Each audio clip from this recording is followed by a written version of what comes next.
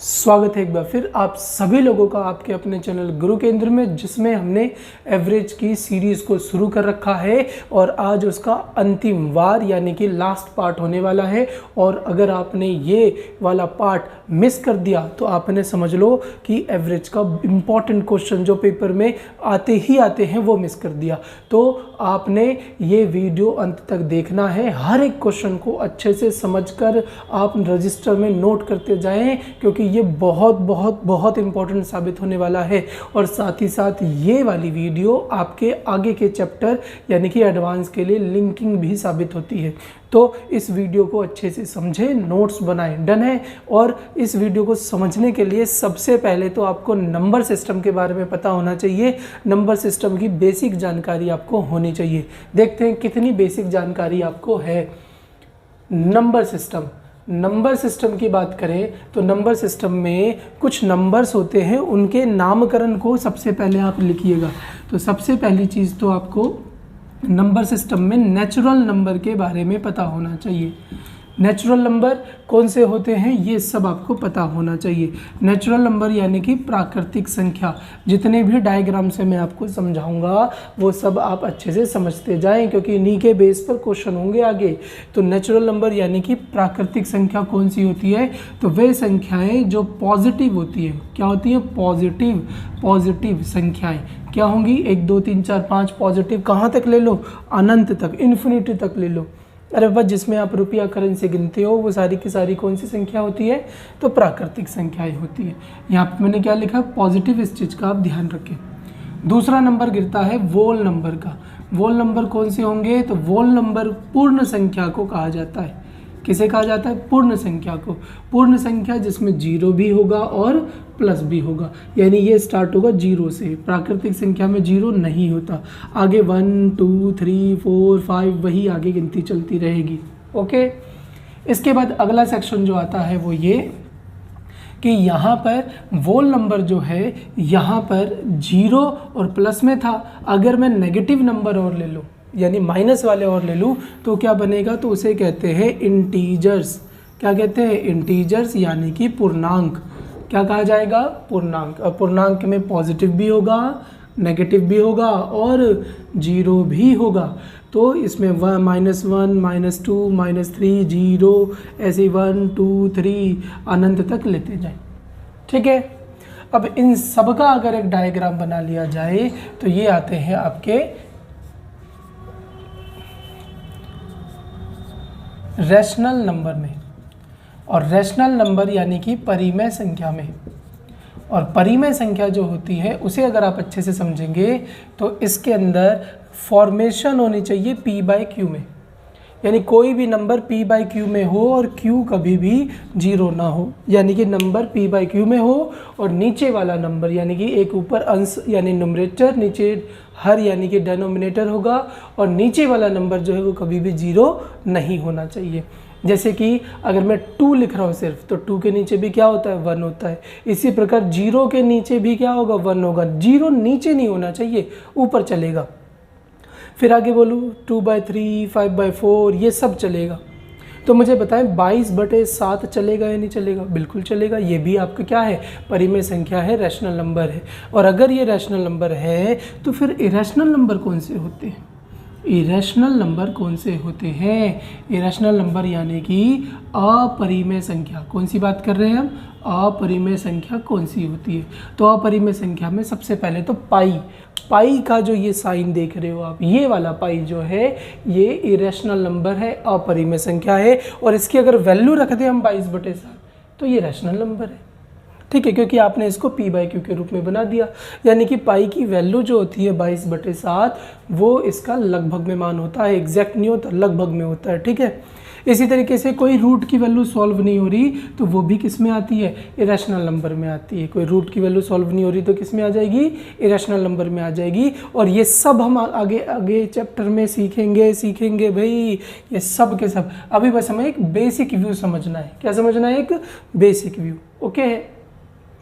अब मुझे एक बात बताएंगे, ध्यान से देखेंगे इस डायग्राम को। ये डायग्राम आपको हर जगह काम होने वाला, मैथ में भी तो होगा ही होगा, रीजनिंग में भी कई बार काम आएगा। कैसे? ध्यान से समझो। ये जो नेचुरल नंबर है, प्राकृतिक संख्याएं हैं, ये जो गोला है, क्या ये इसमें आ जाएगा? बिल्कुल आ जाएगा। यानी कि ये छोटे वाला गोला इस वाले गोले के अंदर आ जाएगा, नहीं आ जाएगा? तो आ जाएगा। यानी सभी प्राकृतिक संख्याएं क्या होती हैं? पूर्ण संख्या होती है। सभी प्राकृतिक संख्याएं क्या इस वाले गोले में आ जाएंगी? बिल्कुल आ जाएंगी। सभी प्राकृतिक संख्याएं पूर्णांक भी होती है। अरे बाबा, दुनिया में जितनी भी प्राकृतिक संख्याएं हैं वो सारी की सारी परिमेय संख्या भी होती है। यानी कि अगर मैं इस तरफ जा रहा हूँ तो ये मुझे ऑल का, सभी का संकेत देगा, और रिवर्स में आऊँगा तो ये मुझे कुछ का संकेत देगा। यानी कि ये जो परिमेय संख्या, क्या सभी परिमेय संख्या प्राकृतिक होंगी? देखो उल्टा आ रहा हूँ मैं, नहीं, सभी परिमेय संख्या प्राकृतिक नहीं होगी, कुछ परिमेय संख्या क्या होगी? प्राकृतिक होगी।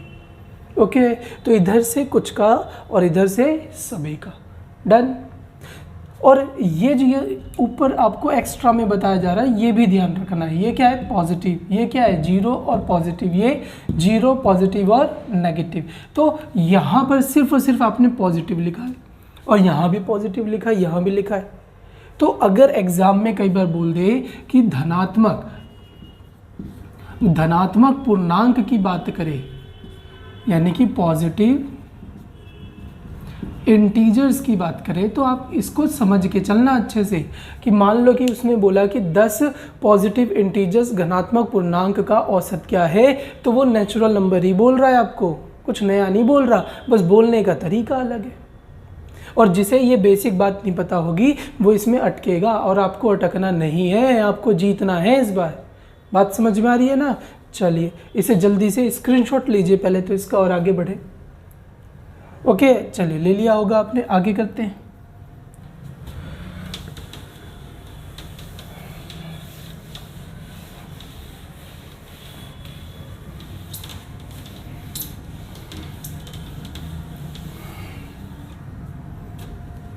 अब अगली चीज़ जो आपको समझनी है वो ये कि अगर हम इंटीजर्स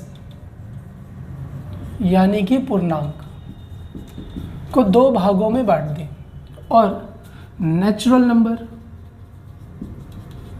यानी प्राकृतिक संख्या को भी दो भागों में बांट दें, तो उसे समझा कैसे जाए? तो जो इंटीजर्स यानी कि पूर्णांक है, इसको दो भागों में बांटते हैं तो बनता है इवन और ऑड। इवन मतलब हो गया आपका सम, और ऑड मतलब हो गया विषम। इवन मतलब सम और ऑड मतलब क्या हो गया? विषम। और प्राकृतिक संख्या की बात करें तो ये भी दो भागों में बनेंगे। एक बनेगा आपका कंपोजिट नंबर, या फिर आप पहले प्राइम नंबर लिख लो, प्राइम नंबर यानी कि अभाज्य संख्या। फिर होता है कंपोजिट नंबर यानी कि भाज्य संख्या।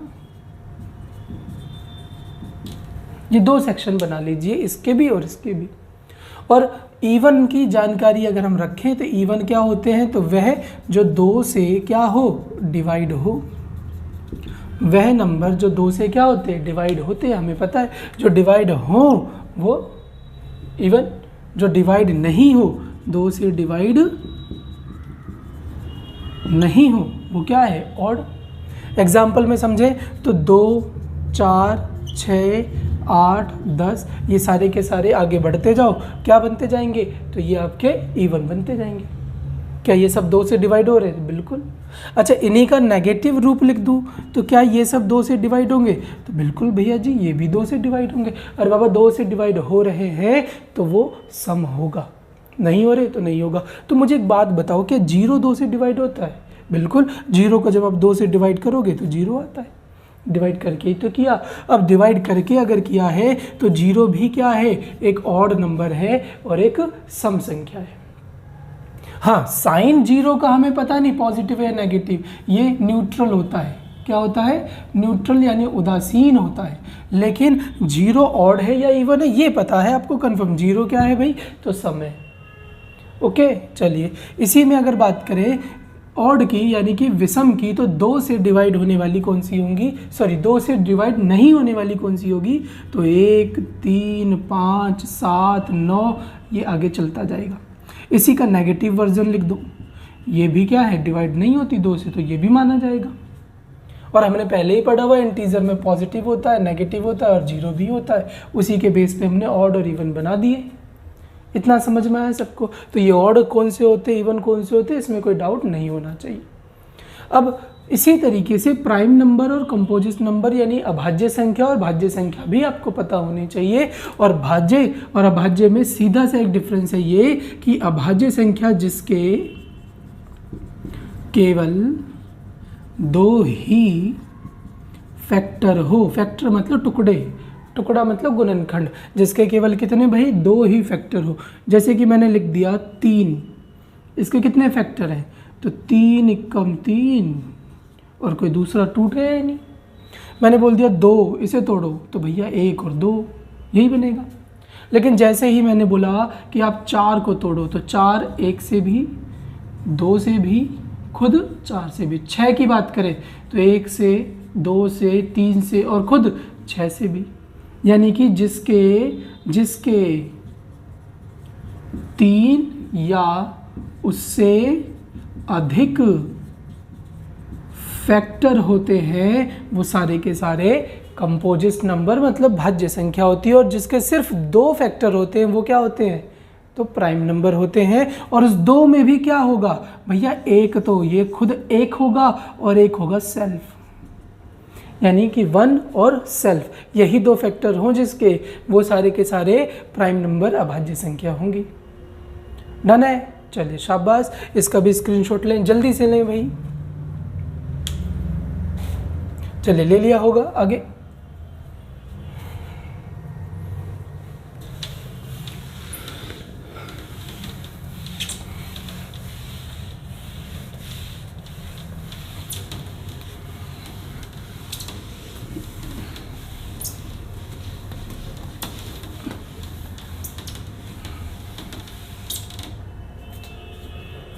अभी जितनी भी बातें हमने सीखी यहाँ पर, उन सब को एक फॉर्मूले के बेस पे एवरेज में कैसे करें वो सीखना होगा आपको, ठीक है। और ट्रिक भी बताई जाएगी, तो ट्रिक भी मिस ना करें और फॉर्मूला भी ध्यान रखें। तो सबसे पहले हमने पढ़ा प्राकृतिक संख्या।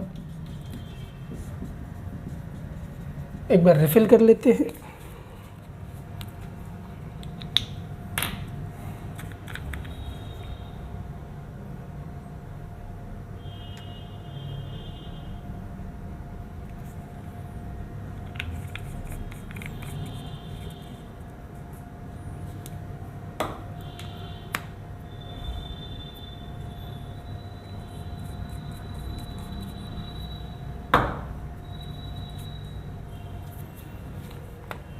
तो प्राकृतिक संख्या, प्राकृतिक संख्या की अगर वो बात करें तो आपसे 2 चीज़ें पूछी जाएगी। एक, इसका योग क्या होता है, सम, और एक इसका औसत क्या होगा।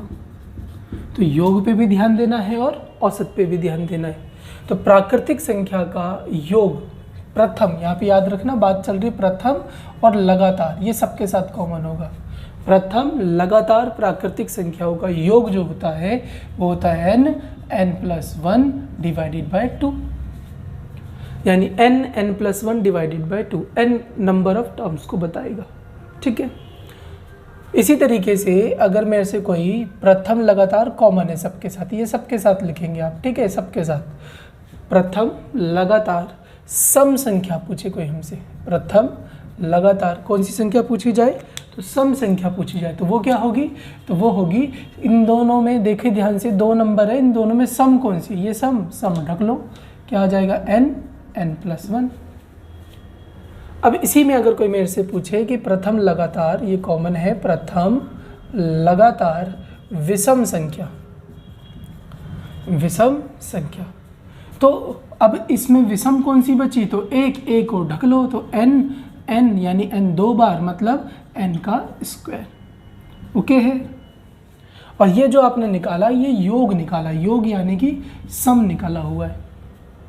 और इसी चीज़ का अगर औसत बताया जाए, इन सभी चीज़ का क्या बताया जाए, औसत बताया जाए, तो औसत होता क्या है, तो औसत हमने बचपन से पढ़ा हुआ है कि भैया जो औसत होता है, औसत का बेसिक फॉर्मूला टोटल अपॉन में नंबर ऑफ टर्म्स, यानी जितने उसमें पद हैं, ये जो शो करता है ये किसको करता है, तो भैया औसत को करता है। तो मुझे बताओ ये क्या है, टोटल है, टोटल है समय, और इसको मैं डिवाइड कर दो जितनी इसमें संख्या है, यानी कि n+1 2 और जितनी संख्या, तो कितनी संख्या होगी, नंबर ऑफ टर्म्स कितना होगा, तो n ही होगा, तो n होगा तो n से कट जाएगा, तो आएगा क्या, n+1 के नीचे 2, यानी सीधी भाषा में अगर बोले तो एक n छुपा दो, ये छुपा दिया एक n+1/2, ये इसका औसत हो गया, किसका, प्राकृतिक संख्याओं का औसत। इसमें से ढको एक n+1, यहाँ भी ढको 2n है, देखो 2n है, एक n ढक दिया, क्या आ गया n, तो ये इसका क्या हो गया, औसत हो गया। ठीक है, तो ये भी आपको ये ध्यान होने चाहिए, इसकी भी ज़रूरत पड़ती है। साथ ही साथ आप एक ट्रिक भी यूज़ कर सकते हैं इसमें, कि वो क्या रहेगी, तो उसे भी समझे। तो पहले ये ओके है सबको, ट्रिक क्या है, तो ट्रिक ये है कि जब भी आपका कॉमन सीरीज चल रहा होगा, कोई क्या चल रहा होगा भाई, तो कॉमन सीरीज चल रहा होगा, जैसे कि 2 4 6 8 10 कॉमन है, ठीक है, 1 3 5 7 ये कॉमन है, किसी का भी टेबल हो गया 7 14 21 ये भी कॉमन है, यहाँ तक कि 1 2 3 4 ये भी लिख दो, ये भी कॉमन है। देखो एक एक एक एक बढ़ रहा है, इसमें 2 बढ़ रहा है, इसमें भी 2 बढ़ रहे हैं, इसमें 7 का टेबल चल रहा है, सब कॉमन है। तो जब भी कॉमन आ जाए तो उसमें फर्स्ट प्लस में लास्ट डिवाइडेड बाय 2। हाँ, यहाँ पे नंबर पता होने चाहिए आपको कि पहला कौन सा है, दूसरा ये अंतिम कौन सा है, और उसको डिवाइड कर देना है 2 से। तो एवरेज का बेसिक फार्मूला भी हो गया, एवरेज का हमने n के रूप में भी फार्मूला देखा, और ये first plus last divided by 2 ये आपका कॉमन सीरीज का हो गया। और एवरेज एक और चीज़ होती है, हमने ये भी पढ़ा हुआ है कि एवरेज जो है वो माध्य को शो करती है, यानी सेंटर में जो नंबर है उसको शो करेगी। तो ये तीनों बातें भी पता होनी चाहिए, यानी कि हम इससे तो करेंगे ही क्वेश्चन, और ये भी पता होना चाहिए, कभी कभार ये आपका क्वेश्चन इजी बना देंगे। यानी इसका सब्स्टिट्यूट अगर कोई मेरे से पूछे तो क्या होने वाला है, तो ये होने वाला है। ओके है, लेकिन इसका मतलब ये नहीं है कि आप इसे स्किप कर देंगे, मेमोराइज रखें, कब जरूरत पड़ जाए क्या पता। ओके, चलिए तो इसको भी जल्दी से नोट करें।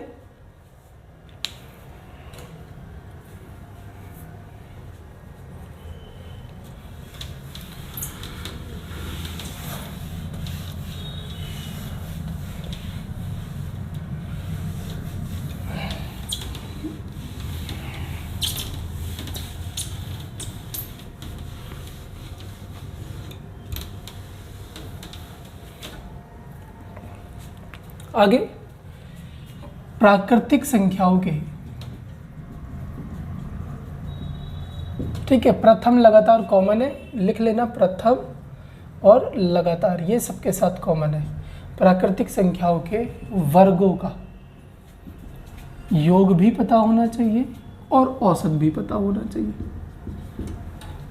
योग होता है n+1 2n+1 divided by 6, n+1 2n+1 divided by 6। मुश्किल हो याद करने में तो सीधे सीधे संख्या n रखना, n में एक जोड़ देना और इन दोनों को जोड़ कर यहाँ रख देना। क्या बोला हमने, ध्यान से समझो। मान लो कि मैंने बोला कि 5 लगातार प्राकृतिक संख्याओं के वर्गों का योग निकालें, तो कितनी संख्या, 5, 5 में एक जोड़ा 6, और 6 और 5 कितने हो गए भाई 11। तो कर सकते हो इतना, 5, 5 में एक जोड़ा 6, 5 और 6 11, बाकी नीचे नंबर 6। मान लो 7 होती तो 7 8 और 7 8 15, डन है, नीचे क्या आएगा तो 6। ओके हो गया, ठीक है। तो प्राकृतिक संख्याओं के वर्गों का सम पूछे, योग पूछे, तो वो क्या होगा, तो n+1 फिर 2n+1 डिवाइडेड बाय 6। औसत पूछे तो एक n इसमें से हटा देना है, क्या हो जाएगा, तो n+1 फिर 2n+1 डिवाइडेड बाय क्या, तो 6। इसी में कई बार वो आपको पजल करने के लिए ऑड और इवन बना देगा कि भैया ऑड वाले बताओ, इवन वाले बताओ, यानी कि ऐसे बोल देगा 1 का स्क्वायर, 2 का स्क्वायर, 3 का स्क्वायर, सॉरी 2 का नहीं, 1 का स्क्वायर, 3 का स्क्वायर, 5 का स्क्वायर, इनका औसत बताओ आप, या फिर 2 के स्क्वायर का, 4 के स्क्वायर का, 6 के स्क्वायर का, इनका एवरेज बताओ। तो इनके एवरेज को भी आप डायरेक्ट निकाल सकते हैं। कैसे डायरेक्ट निकालेंगे, तो चाहे ऑड हो चाहे इवन हो, सेम ही तरीका है, आप इसे निकाल सकते हैं n+1 फिर n+2 divided by 6।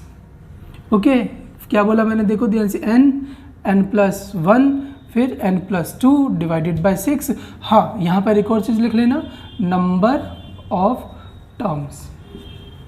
Number of terms का मतलब ये है कि क्वेश्चन में जितने भी नंबर दिए हुए वो लिखने पड़ेंगे। यहाँ भी क्या आया था भाई, तो नंबर ऑफ टर्म्स लिखा था आपने, तब जाकर वो कटा था।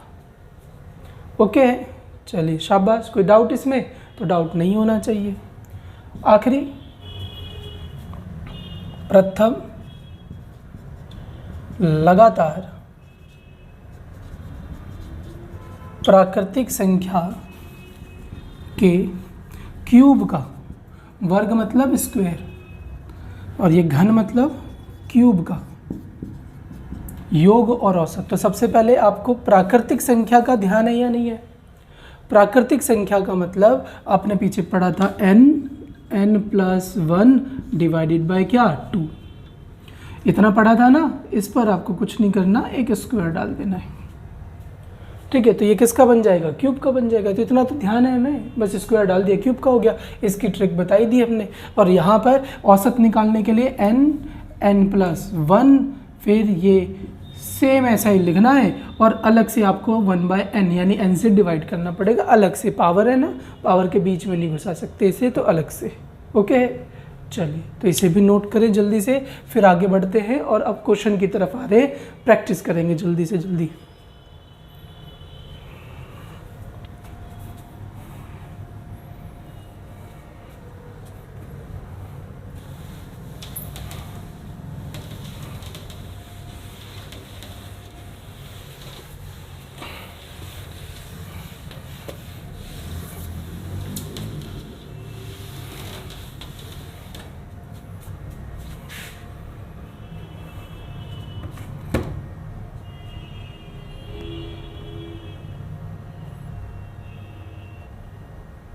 चलिए, सबसे पहले तो ये क्वेश्चन आपको होमवर्क दिया था, तो हो गया होगा सबका। तो इसे हम सबसे लास्ट में डिस्कस करेंगे लास्ट में। ठीक है, तो ये होमवर्क दिया था, इसको लास्ट में डिस्कस करेंगे। पहले आज का शुरू करते हैं, जो भी हमने बेसिक सीखा है। तो क्वेश्चन नंबर 62, क्वेश्चन कह रहा है 3 अंकों वाली ऐसी संख्या, ये करा दिया था आई थिंक। आगे बढ़ते हैं। ये है, 2 संख्याओं का औसत p है, 2 नंबर है जिनका एवरेज जो है p है। यदि पहली संख्या q हो तो दूसरी संख्या ज्ञात करें। कितने नंबर हैं? तो 2, जिसमें से पहली संख्या क्या है, q। तो हमें पता है 2 गुने में, यानी कि ये नंबर हो गया, नंबर को एवरेज से गुना कर दो, क्या दिया एवरेज, p, तो बनेगा टोटल 2p। कह रहा पहली संख्या q है, अगर इसमें से एक संख्या बोलूँ तो वो क्या है, q है, एवरेज नहीं दिया, संख्या बता रहा है वो। तो दूसरी संख्या ज्ञात करें। तो दूसरी संख्या क्या होगी, तो बाबा इसमें से एक का दे दिया ना उसने, तो 2 में से एक गई तो संख्या बच गई 1, जिसका मुझे नंबर निकालना है। ठीक है, नंबर निकालना है, तो नंबर वो क्या होगा, टोटल में से माइनस कर दो, 2p - q। देखो है ऑप्शन में, तो 2p - q। ओके, टोटल निकाला, उसमें से एक दे रखी है q, हटा दिया, तो सिर्फ जो बची वो किसकी होगी, दूसरे वाले की होगी। तो 2p - q इसका करेक्ट हो गया। ओके, चलिए शाबाश।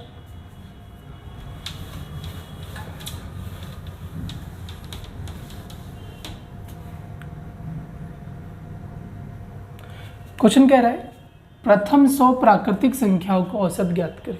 फर्स्ट 100 नेचुरल नंबर का आप क्या ज्ञात करें भाई, तो एवरेज निकाले। तो अभी हमने सीखा, हमें दोनों तरीके से आता है। कैसे, तो प्रथम बोल रहा है, 100 बोल रहा है और प्राकृतिक भी बोल रहा है। तो प्रथम 100 प्राकृतिक संख्याओं का औसत फटाफट n+1/2, यही था, टोटल था ये। एक n हटा दो इसमें से, तो क्या बनेगा, बोलो बोलो बोलो, तो n+1 बनेगा। n+1 क्या होता है, तो 100 + 1 के नीचे 2। सॉल्व करें आगे, 101 के नीचे 2 यानी कि 50.5। ओके है। और अगर आपसे कोई बोले कि यहाँ पर क्या फर्स्ट प्लस लास्ट वाला लग सकता है, बिल्कुल, नंबर पता कर लो। प्रथम बोला है तो शुरुआत 1 से हुई होगी और लास्ट क्या रहा होगा, 100 रहा होगा। ये फर्स्ट नंबर, ये लास्ट नंबर। देखो 100 तक बोला तो 1 2 3 4 5 6 7 8 करते हुए आखिरी क्या रही होगी, 100। तो 1 + 100 101 और 101 कटेगा 2 से तो कितना देगा, तो 50.5, यानी कि ए ही करेक्ट हो गया। ठीक है, एक बार मैं यहाँ रफली लिख लेता हूँ। पहला प्राकृतिक संख्या नेचुरल नंबर का बोले तो वो क्या है, तो n+1 डिवाइडेड बाय 2, एक n इसमें से हटा दो तो एवरेज बन गया। फिर अगर वो मेरे को ऑड का बोले तो वो क्या होता है भाई, तो वो होता है n औसत, डन है। अगर वो मुझे इवन का बोले तो वो क्या होता है n+1, और मैं यूज़ कर सकता हूँ first plus last divided by 2 अगर मेरे को नंबर बनाने आते हैं, डन है। तो यहाँ पर हम आगे बढ़ रहे हैं। नेक्स्ट क्वेश्चन क्या है देखते हैं। क्वेश्चन कह रहा है, इसे हटा देते हैं, आप लोग करें इसे जल्दी से। क्वेश्चन कह रहा है 8 के पहले 4 धनात्मक पूर्णांकों का औसत क्या होगा। और जिसे मैंने पीछे बातें बताई वो ध्यान है ना, तो कहीं नहीं अटकने वाला आज की क्लास में। ठीक है, बेसिक से टिल आपको लास्ट हायर तक क्वेश्चन करा दूंगा जो आपके जीडी में फंसेंगे ही फंसेंगे और वहाँ से आएंगे ही आएंगे और वो आप करके आएंगे पेपर में। ठीक है, तो बने रहें अंत तक। 8 के पहले 4 धनात्मक गुणकों का औसत क्या होगा। गुणकों मतलब ये टेबल की बात होती है, गुणकों मतलब गुणज मतलब टेबल। ठीक है, तो 8 के पहले 4 धनात्मक मल्टीपल यानी कि गुणक यानी टेबल की बात कर रहा है। तो 8 का पहला 4 धनात्मक, तो 8 एकम 8 पहला हो गया, 8 दूना 16। अरे बाबा 8 का टेबल पढ़ दो 4 तक, तो 8 चौक 32। सारे लिखने थोड़ा ना, हमें नंबर पता है, पहला नंबर 8 है, आखिरी नंबर 32 है। तो रूल लगाओ, तो first plus last divided by 2, 8 32 मिलकर 40, 2 से काटा 20। चेक करें हैं ऑप्शन में, तो बिल्कुल है भैया जी सी, यानी कि 20 इसका करेक्ट हो गया। ओके है, चलिए शाबाश, आगे करते हैं।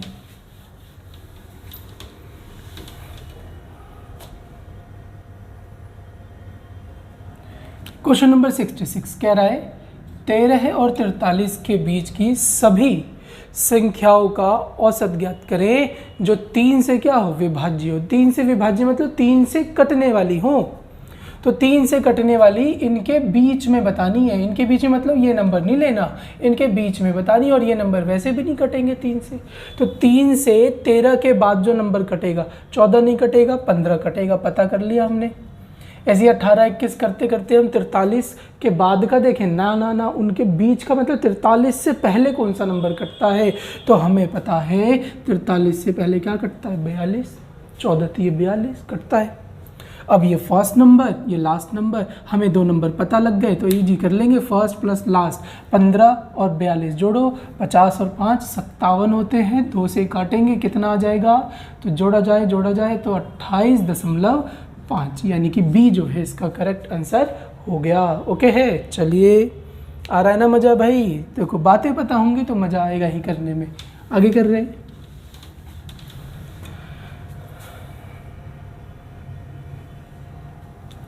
क्वेश्चन कह रहा है 50 क्रमागत विषम संख्या। 50 क्रमागत मतलब लगातार, विषम मतलब और संख्याओं का औसत क्या होगा। तो जल्दी से बताओ 50 क्रमागत विषम संख्याओं का औसत क्या होता है, तो वही होता है विषम यानी ऑड का क्या होता है, वही होता है। तो 50 क्रमागत विषम संख्याओं का औसत क्या होगा, तो वही होगा। ओके, यानी 50 इसका करेक्ट हो गया। अब इसने प्रथम लगातार बोली नहीं है तो ऑप्शन के हिसाब से तो वही होगा। ठीक है, चलिए कोई बात नहीं, आगे बढ़ते हैं। डन, चलिए शाबाश। कह रहा है 40 क्रमागत विषम संख्याओं का औसत बताएं। 40 क्रमागत विषम संख्याओं का औसत बताएं। तो 40 क्रमागत विषम संख्या का औसत क्या होता है, तो n+1, 40 + 1, जितनी संख्या उसमें 1 जोड़ दो, यानी कि 41 इसका करेक्ट हो गया। क्या इसमें फर्स्ट प्लस लास्ट लगा सकते थे, हाँ इसमें भी लगा सकते थे और इससे पहले भी लगा सकते थे। ठीक है, एक बार बना के दिखा देते हैं। पहली क्या होगी, तो भैया 2, आगे 4 8 ऐसे कर करके आखिरी, तो देखो 4 8 10 ऐसे कर करके आखिरी मतलब कहाँ तक, 40 तक। तो 2 एकम 2, 2 दूनी 4 ऐसे करके पहाड़ी तो चल रहा है। 40 तक में क्या नंबर बनेगा, तो 80। तो ये फर्स्ट हो गया और ये लास्ट। अरे बाबा 2 का पहाड़ा 40 तक पढ़ेंगे, क्या बनेगा, 80 बनेगा। 80 बनेगा तो 2 और 80 जोड़कर 82, 2 से काटा कितना आ गया, 41 इसका करेक्ट आंसर हो गया। ओके है, नंबर बनाने भी आने चाहिए आपको। चलिए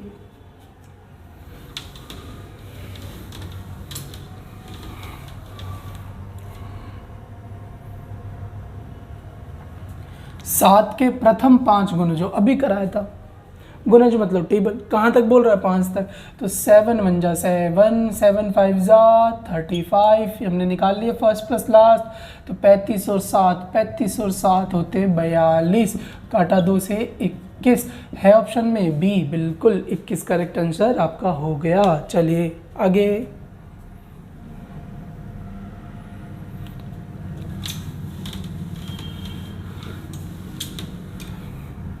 क्वेश्चन कह रहा है 25 लगातार प्राकृतिक संख्याओं का औसत 79 है, तो सबसे छोटी संख्या ज्ञात करें। नेचुरल नंबर प्राकृतिक संख्या बोल रहा है, तो मुझे एक बात बताएं, प्राकृतिक संख्या हमें पता है होती है ये, और नेचुरल नंबर का एवरेज हो गया n+1 डिवाइड बाय 2।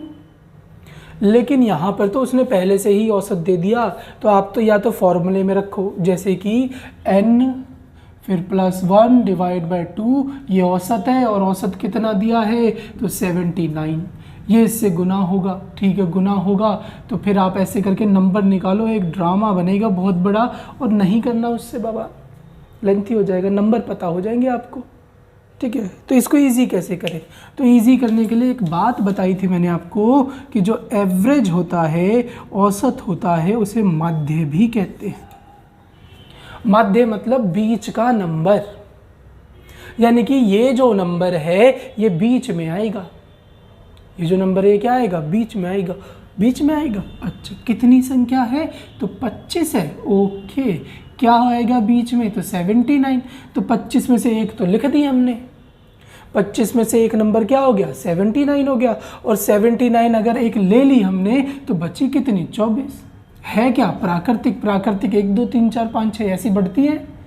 तो अगर 25 में से एक संख्या लिख ली हमने तो भैया इधर के लिए कितनी बची, तो 25 में से एक ले ली बची 24, तो इधर जाएंगी 12, और इधर के लिए कितनी जाएंगी 12, तो इधर बढ़ेंगी तो प्लस कर दिया, इधर घटेंगी तो माइनस कर दिया। 79 में 12 अगर जुड़ता है तो आता है 91, और 79 में अगर 12 कम हो जाता है, 79 में 12 अगर क्या हो जाता है कम हो जाता है तो आता है 67। अब कह रहा है सबसे छोटी संख्या बताएं, तो बता दिया 67 करेक्ट आंसर हो गया आपका। ओके है, तो बातों का यूज़ अब देखो कितना शुरू हो रहा है, तो यही चीज़ है, आपको बेसिक इतना मजबूत कर लेना है ना कि पेपर लड्डू बन जाए आपका। ओके,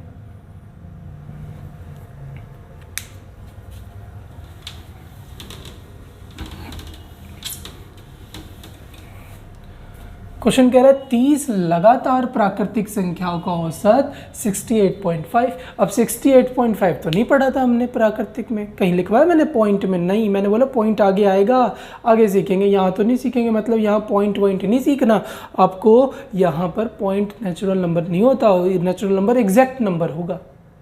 ठीक है, एग्जैक्ट नंबर मतलब 1 2 3 4 5 6 7 8 पॉइंट ही नहीं बनाना आपको, और पॉइंट ही नहीं बनाना तो कितनी संख्या है तो 30 है। 30 में से बीच में कौन सी नंबर आ रहा है भैया, बीच में आ रहा है 68.5। अब ये नेचुरल तो है नहीं, तो नेचुरल बनाओ, तो ये किसके बीच में फंसेगा भैया, तो ये 60, इससे पहले 68 होगा और इसके बाद होगा 69, यानी कि ये नहीं लेना, औसत है ये, लेकिन ये नंबर नहीं है आपका, नंबर होंगे 68 और 69, यानी कि 30 में से कितने चले गए 2, 30 में से 2 चले गए तो बचे 28, 28 का आधा आधा हिस्सा लगाओ, मतलब इधर 14 है और इधर 14 है, जोड़ दो, प्लस 14 है और माइनस 14, 14 प्लस और 14 माइनस कर दो, तो इसमें जब आप 14 प्लस करोगे तो ये होता है आपका 70 और 4, यानी कि ये 80, और ये हो गया आपका 93 नहीं 83, कहाँ है भाई, कहाँ है दिमाग, 83, और यहाँ माइनस करेंगे तो कितना आएगा, तो ये आ जाएगा आपका 54। अब ये 54 है और ये 83 है, ये 54 है ये 83 है, इसका कह रहा है क्या निकाल दो, अंतर निकाल दो, निकाल दिया जाए अंतर, बिल्कुल, दोनों का अंतर कितना होगा भाई, तो इन दोनों का अंतर होगा 29, यानी सी। अरे भाई 83 में से 54 जाएगा कितना आएगा, तो 29। ओके, चलिए शाबाश, आगे।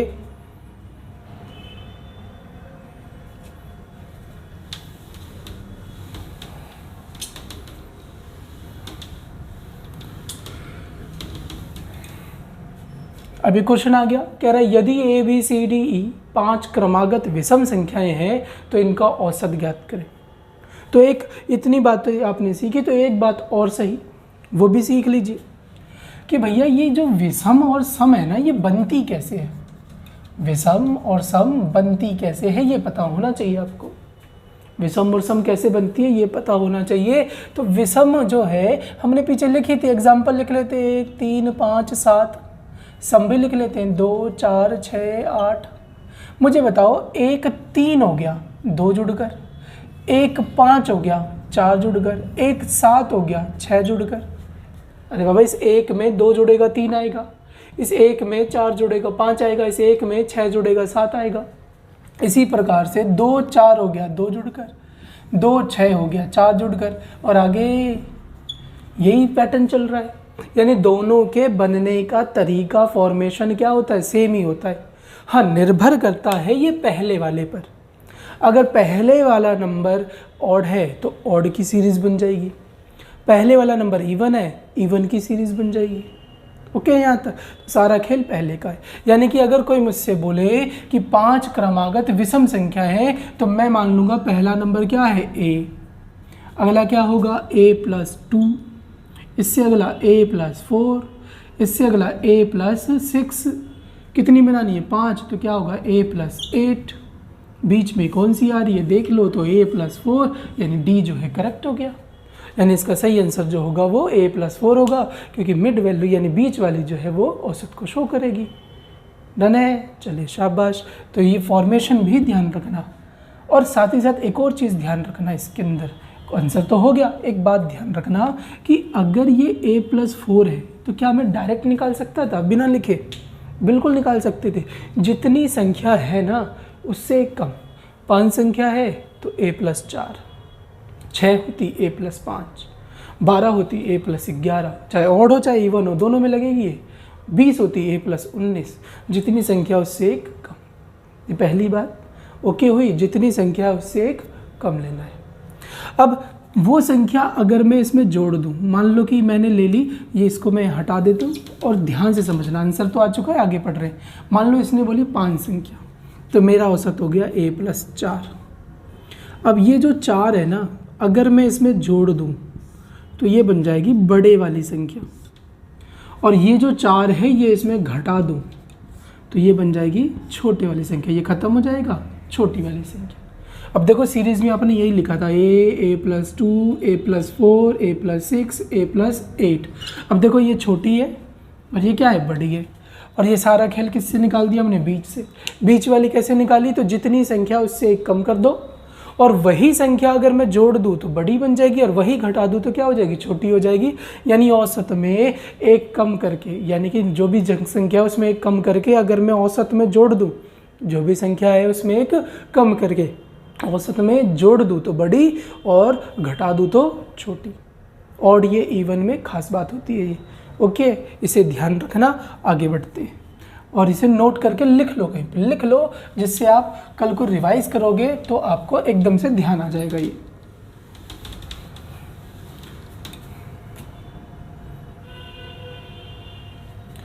क्वेश्चन कह रहा है यदि 6 लगातार सम संख्या को औसत 11 है तो इनमें सबसे बड़ी और सबसे छोटी संख्या क्या होगी। लो आ गई ना भाई, वही बात आ गई।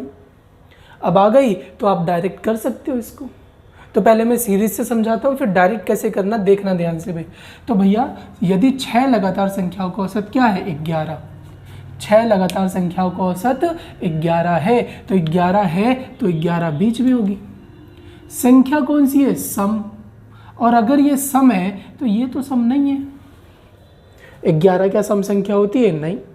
तो सम संख्या बनाओ। अरे बाबा है कितनी, 6। अब इसके आसपास सम देखूंगा, ये तो सम नहीं है, तो सम बनाऊंगा तो सम इससे पहले क्या होगी, तो 11 से पहले 10 रहा होगा, तो क्या 10 सम है, हाँ बिल्कुल। 11 के बाद 12 रहा होगा, क्या 12 सम है, हाँ बिल्कुल। और सम है तो ये ली जाएगी, यानी 10 और 12 ली जाएगी। 6 में से 2 संख्या ले ली तो इससे पहले 2 संख्या ले ली, तो इससे पहले क्या रही होगी भाई, तो इससे पहले रही होगी 8 और 6, इसके बाद क्या रहेगी 14 और 16। तो 1 2 3 4 5 6 संख्या बना दी हमने। अब बना तो दी, तो हमें क्या बताना है, सबसे छोटी संख्या 6 लगा भी दी हमने। अगर ये सीरीज बड़ी होती तो कैसे बना रहे होते आप? तब तो नहीं बना रहे होते, तब कैसे करते डायरेक्ट? तो बनाते, चलो ठीक है बना लेते, आप डबल करके बना लेते, चाहे जैसे ही बना लेते, लेकिन फिर भी समय तो लगता। डायरेक्ट कैसे करते? तो डायरेक्ट कर सकते हो, कितनी बोल रहा है वो, 6 बोल रहा है, तो 6 है तो औसत होगा a + 5। अगर मैं 5 जोड़ दूं तो बड़ी संख्या और 5 घटा दूं तो छोटी संख्या। तो 11 में, ध्यान से समझना, फिर से 11 में 5 जोड़ा तो 16 बड़ी हो गई, 11 में 5 घटाया तो 6 छोटी हो गई। लो, हो गया एक बार में, माइंड में ही हो जाता है ये क्वेश्चन, लिखने की भी जरूरत नहीं थी इसमें। समझ में आ रहा है? चलिए नेक्स्ट।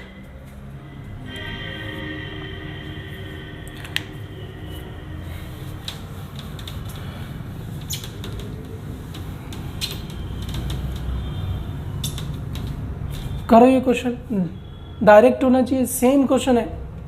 कितनी बोल रहा है? 5 मतलब a + 4। अरे बाबा इससे कम, और यही 4 अगर मैं औसत में जोड़ दूं तो भैया बड़ी हो गई, और यही 4 अगर औसत से घटा दूं तो क्या हो गई? छोटी हो गई। यानी बड़ी संख्या जो है वो 21 हो गई, छोटी संख्या जो है वो क्या हो गई? 13 हो गई। तो इनमें से सबसे बड़ी संख्या क्या होगी? तो भैया D होगी, यानी कि 21। ओके है, चलिए शाबाश।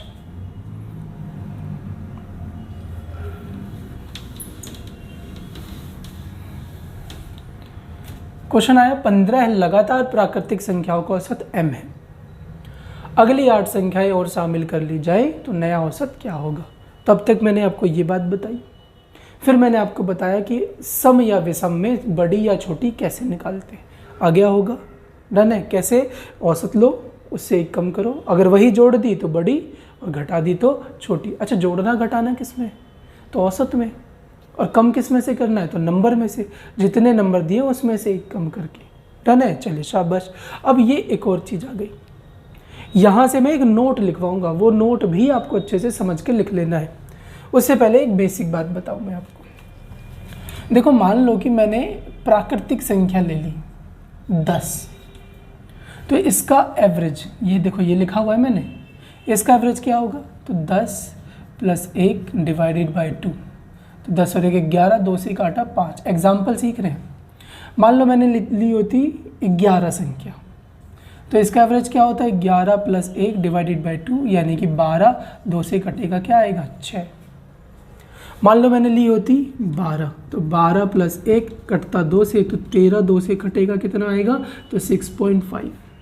नोटिस करो बढ़ कितना रहा है, संख्या में बढ़ा रहा हूँ 1, बढ़ कितना रहा है? आधा। मान लो 10 से 11 हुआ, कितनी संख्या बढ़ी? 1 बढ़ी, तो रेज यहाँ पे जो औसत है वो कितना बढ़ गया? 0.5। देखो ध्यान से, अगर मैं बोलूँ 10 से 11 हो गई, संख्या 1 बढ़ गई, तो औसत 0.5 से बढ़ गया।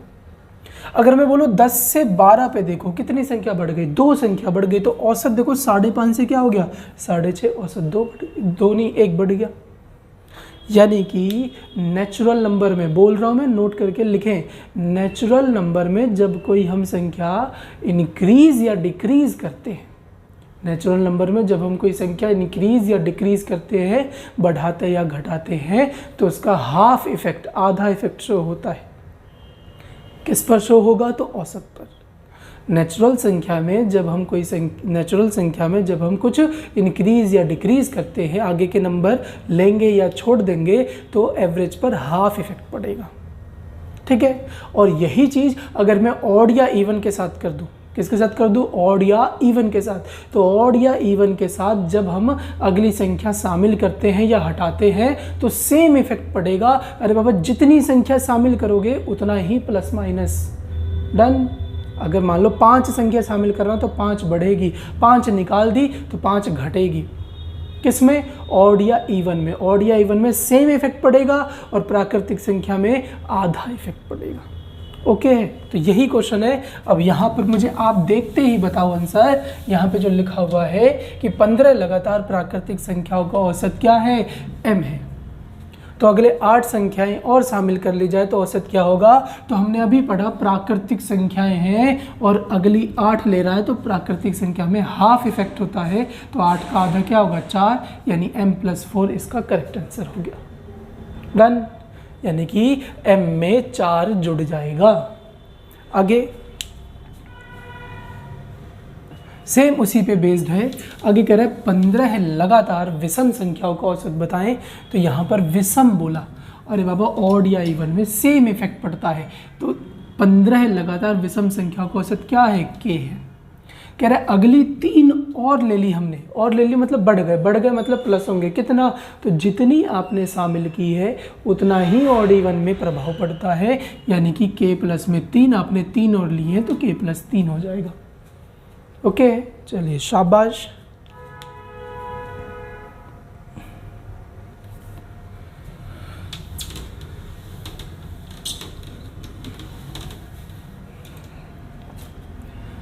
क्वेश्चन कह रहा है प्रथम 9 अभाज्य संख्याओं का औसत ज्ञात करें।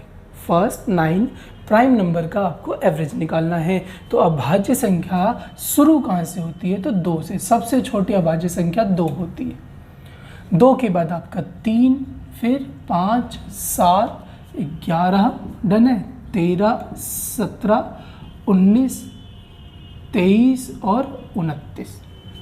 9 लेनी थी, 9 है ना, 1 2 3 4 5 6 7 8 9 10, ज़्यादा ले ली हमने। तो फिर से 3 3 3 1 2 3 4 5 6 7 8 9 10, एक ज़्यादा होगी, हटा दीजिए। जब इन सबको आप जोड़ेंगे तो जोड़ने पर आपका आएगा, इन सबको जोड़िएगा, जोड़ने पे आपका आता है 100। इतना ध्यान रख लीजिए, प्रथम 9 अभाज्य संख्याओं का सम क्या होता है, 100 होता है। कितनी है, तो 9 है, तो योग बटे नंबर ऑफ टर्म्स यानी पदों की संख्या 9 से काटेंगे। 11 बार में आता है 99, बचा 1 के नीचे 9, चेक करें, डी जो है वो करेक्ट आंसर हो गया। ओके है, चलिए शाबाश। हाँ इसकी कोई ट्रिक नहीं होती, ये आपको निकालने ही पड़ते हैं। डन है, चलिए शाबाश।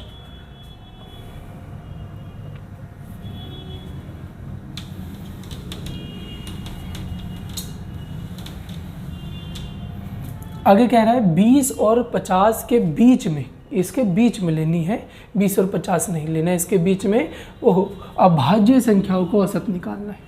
तो अभी निकालते हैं। देखो 21 कट जाएगा, 3 और 7 यानी फैक्टर बन रहे, 21 नहीं लेना, 22 कट जाएगा, सीधे सीधे 23 उठाओ, 23 के बाद आप 29 उठाओ, 29 के बाद 31, 32 33 कट जाएंगे, आगे बढ़े जाए तो 37, फिर 41 50 तक जाना है, 41 के बाद 43 और ये 47। तो 23 29 31 37 41 43 और 47। ठीक है, ये नंबर आपके हो गए। इन्हें जोड़ा जाए तो 7 और 3 10, 10 और 1 11, 11 7 18 और 1 19, 19 9 28 और 3 31। तो 1 गया, कैरी पीछे 3 है, 3 4 7, 7 4 11, 11 4 15, 15 3 18, 18 3 21, 21 और 2 23, 23 और 2, 23 और 2 करोगे तो कितने आ जाएंगे भाई, तो 23 और 2 होते 25। क्या हमने जोड़ दिया सबको, बिल्कुल। कितनी संख्या हो गई, 1 2 3 4 5 6 7, 7 हो गई। पूरा करना पड़ेगा क्योंकि सबको सॉल्व किया हुआ है। तो 7 से 3 बार में आता है 21, बचा 4, 7 से करोगे 5 बार में 35 था, 41 बचा 6 के नीचे 7। देखो ऑप्शन में मैच कर रहा है, तो बिल्कुल बी जो है इसका करेक्ट आंसर हो गया। ओके है, चलिए शाबाश। तो इसमें निकालने ही पड़ेंगे, और पीछे मैंने बताया था प्राइम नंबर कौन से होते हैं। बराबर प्राइम नंबर वो होंगे जो किसी से नहीं कटते, खुद से कटते, सीधी सी बात। आगे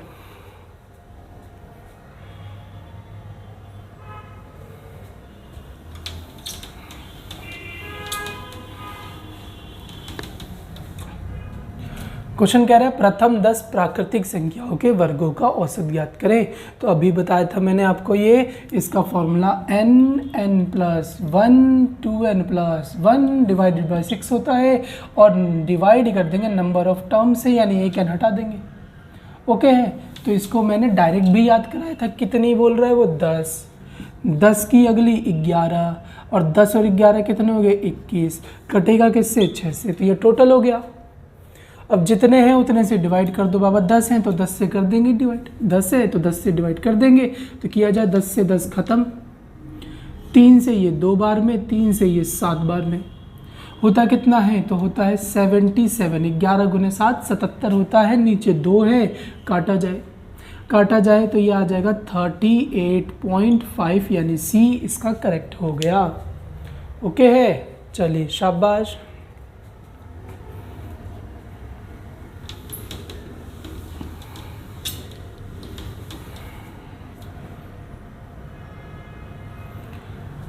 कह रहे प्रथम 7 प्राकृतिक संख्याओं के वर्गों का, अभी तो किया था। अरे बाबा 7 में एक जोड़ा 8 और 7 और 8 15, ये हो गया इसका सम निकालने का तरीका। नीचे बस क्या लिखना है 6। अब जितने नंबर ऑफ टर्म्स है उतने लिख दो। 7 से 7 खत्म, 2 से काटा 3, 2 से काटा 4, 3 से काटा 5, 5 गुने 4 क्या होता है, तो 20 होता है कहीं 20। अच्छा यहाँ है 20, ए जो 20 है वो करेक्ट है। चलिए शाबाश शाबाश, आगे।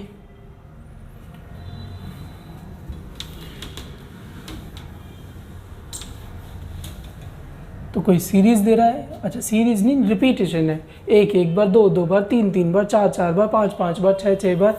अच्छा इस क्वेश्चन को बहुत से मैंने देखे हैं वो जोड़ने बैठ जाते हैं और फिर करते हैं। ठीक है, अच्छी बात है आप जोड़ रहे हो, लेकिन अगर बताओ वो मुझे बोल देता, जो कि आगे बोलता है कई बार आपको एग्ज़ाम में, आपको कई बार क्वेश्चन मिलेंगे कि यहाँ तो 7 तक है, 20 तक होते तो 20 बार वो लिखेगा नहीं, बोल देगा कि इसी प्रकार 20 अंकों तक का औसत निकालें, इसी प्रकार 100 अंकों तक का औसत निकालें। तो फिर करते रह जाना, जोड़ते रह जाना। वहाँ थोड़ा सा यहाँ पर विजन लाओ, अब क्वेश्चन को देख के समझ जाओ, पकड़ने की कोशिश हो जानी चाहिए। अब एक बार, ठीक है, 2 कितनी बार, 2 बार, तो देखो 2 और 2 4, 4 किसका स्क्वायर होता है 2 का। 3 कितनी बार, तो भैया 3 बार, 4 बार, 5 बार, 6 बार, सॉरी ये स्क्वायर आएगा। और 7 कितनी बार, 7 बार। मैं क्या कह रहा हूँ देखो ध्यान से, एक बार, ठीक है, 1 बनता है, 2 4 होते हैं, 4 किसका स्क्वायर, 2 का स्क्वायर। 3 6 3 9 किसका स्क्वायर, 3 का स्क्वायर। 4 बार है तो 4 बार है तो 4 + 4 + 4 + 4 जब आप करते हो तो 16 किसका स्क्वायर, 4 का स्क्वायर। यानी कि ये तो कुछ यही चीज़ जो अभी हम थोड़ी देर पहले कर रहे थे वही लिख रहा है। हाँ वो लिख तो वही रहा है, लेकिन इसे करें कैसे। तो या तो आप सबको जोड़कर जितने नंबर है उससे डिवाइड दे दो। नंबर कितने होंगे, तो हमें पता है 7 बार है तो 7 और 6 कितने हो गए भाई, तो 7 और 6 13, 13 5 18, 18 4 22, 22 3 25, 25 2 27 और 1 28। गिन लो, 1 2 3 4 5 6 7 8 9 10 11 12 13 14 15 16 17 18 19 20 21 22 23 24 25 26 27 28। तो इस बार तो गिन लिया, पेपर में नहीं गिनना, मैंने आपको सिखाया ये, ठीक है। कहाँ से गिनने, कितने हो गए 28। यानी कि इन सबको अगर मैं जोड़ दूं तो जोड़ने का मुझे तरीका पता है। कितने नंबर है, 7, अगला नंबर 8, याद है ना अभी कर रहे थे हम, और 7 और 8 कितने हो गए 15 डिवाइड बाय 6। अब नंबर ऑफ टर्म्स पे ध्यान रखना, अब यहाँ पर 7 नहीं आएगा, ये 7 नहीं है, ये टोटल 28 है, तो यहाँ पर 28 लिखना है। और यही खास बात, आपको पेपर में गलती नहीं करनी, ये छोटी सी बात है, इसको समझ के चलना है। यहाँ पे नंबर ऑफ टर्म्स कौन से लिखे जाते हैं, वो जो सीरीज में है। हर बार एन नहीं होता, हर बार यहाँ पर समझ के लिखना होता है। कितने हैं, 28 है तो 28 लिखेंगे, 7 नहीं लिख देंगे। डन है, योग निकाला और नीचे जितने हैं उतने लिखें। 2 से 3, 2 से 4, 3 से काटा 5, 7 से ये 4 बार में, 4 से 4 खत्म, 5 आपका क्या हो गया, करेक्ट हो गया। जोड़ के करते तब भी यही आता आपका। ओके है, चलिए अब समझ गए हो गए। अब एग्ज़ाम में कभी ऐसा दिखे तो आपको हमने कैसे करना है, कैसे समय बचेगा वो बता दिया है। चलिए आगे।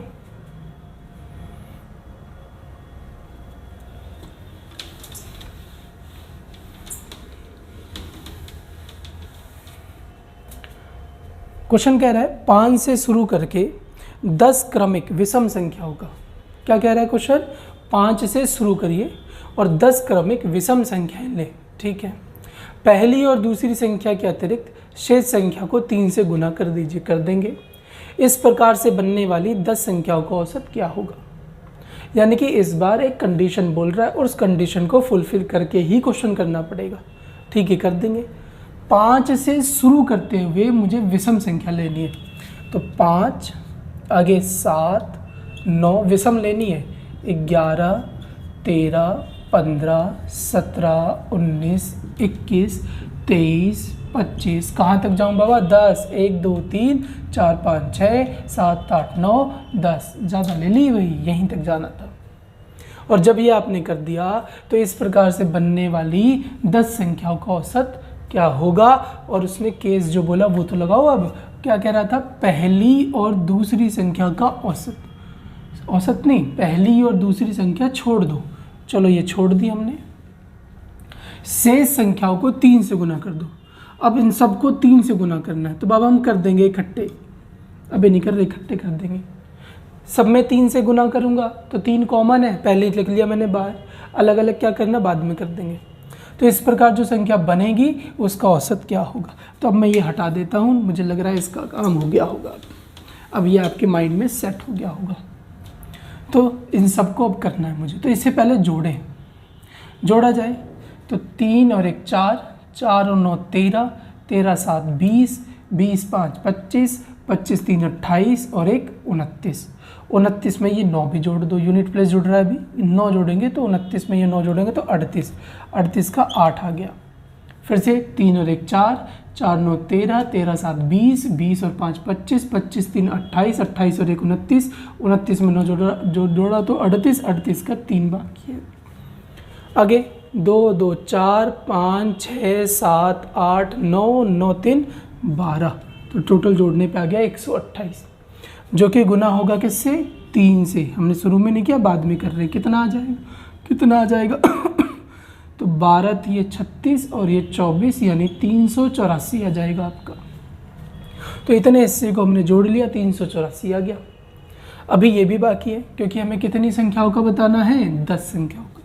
5 और 7 कितने हो गए? 12। ये भी जोड़ लो, ये भी जोड़ेंगे, प्लस किया इसमें तो 4 और 2 6 और 8 और 1 9 और ये 3। अब इसका हमें एवरेज निकालना है, तो ये टोटल है। एवरेज निकालने के लिए टोटल योग को डिवाइड करते हैं नंबर से। नंबर कितने हैं? 10 करेंगे तो कितना आएगा? 39.6। चेक करें हैं क्या ऑप्शन? बिल्कुल डी, ऑप्शन नंबर डी जो है इसका क्या हो गया? करेक्ट हो गया। ओके है, चलिए शाबाश। कंडीशन बोल रहा है तो इसमें आपको लगानी ही पड़ेगी, इसी प्रकार से करना पड़ेगा। और ऐसे क्वेश्चन में ज़्यादा नहीं बोलता, 8 9 10 इतने ही नंबर बोलता है। ठीक है, चलिए आगे।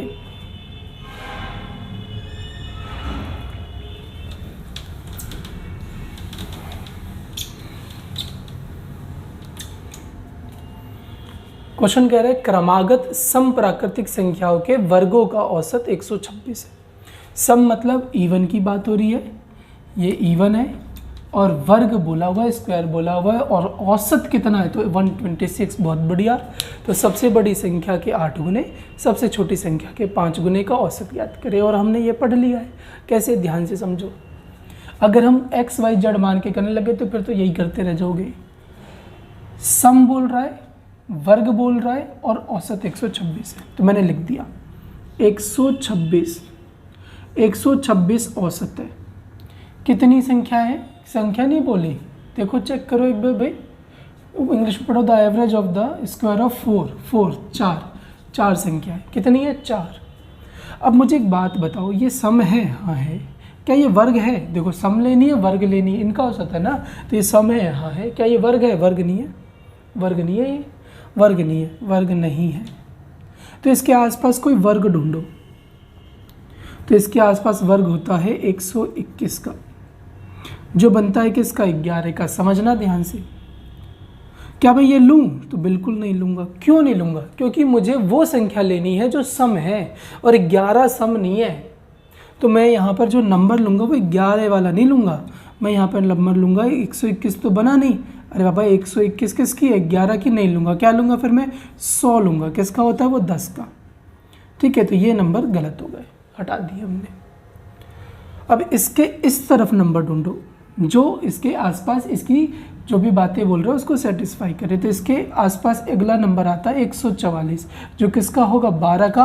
अब देखो सीरीज बन गई हमारी, ये 10 है और ये क्या है? 12।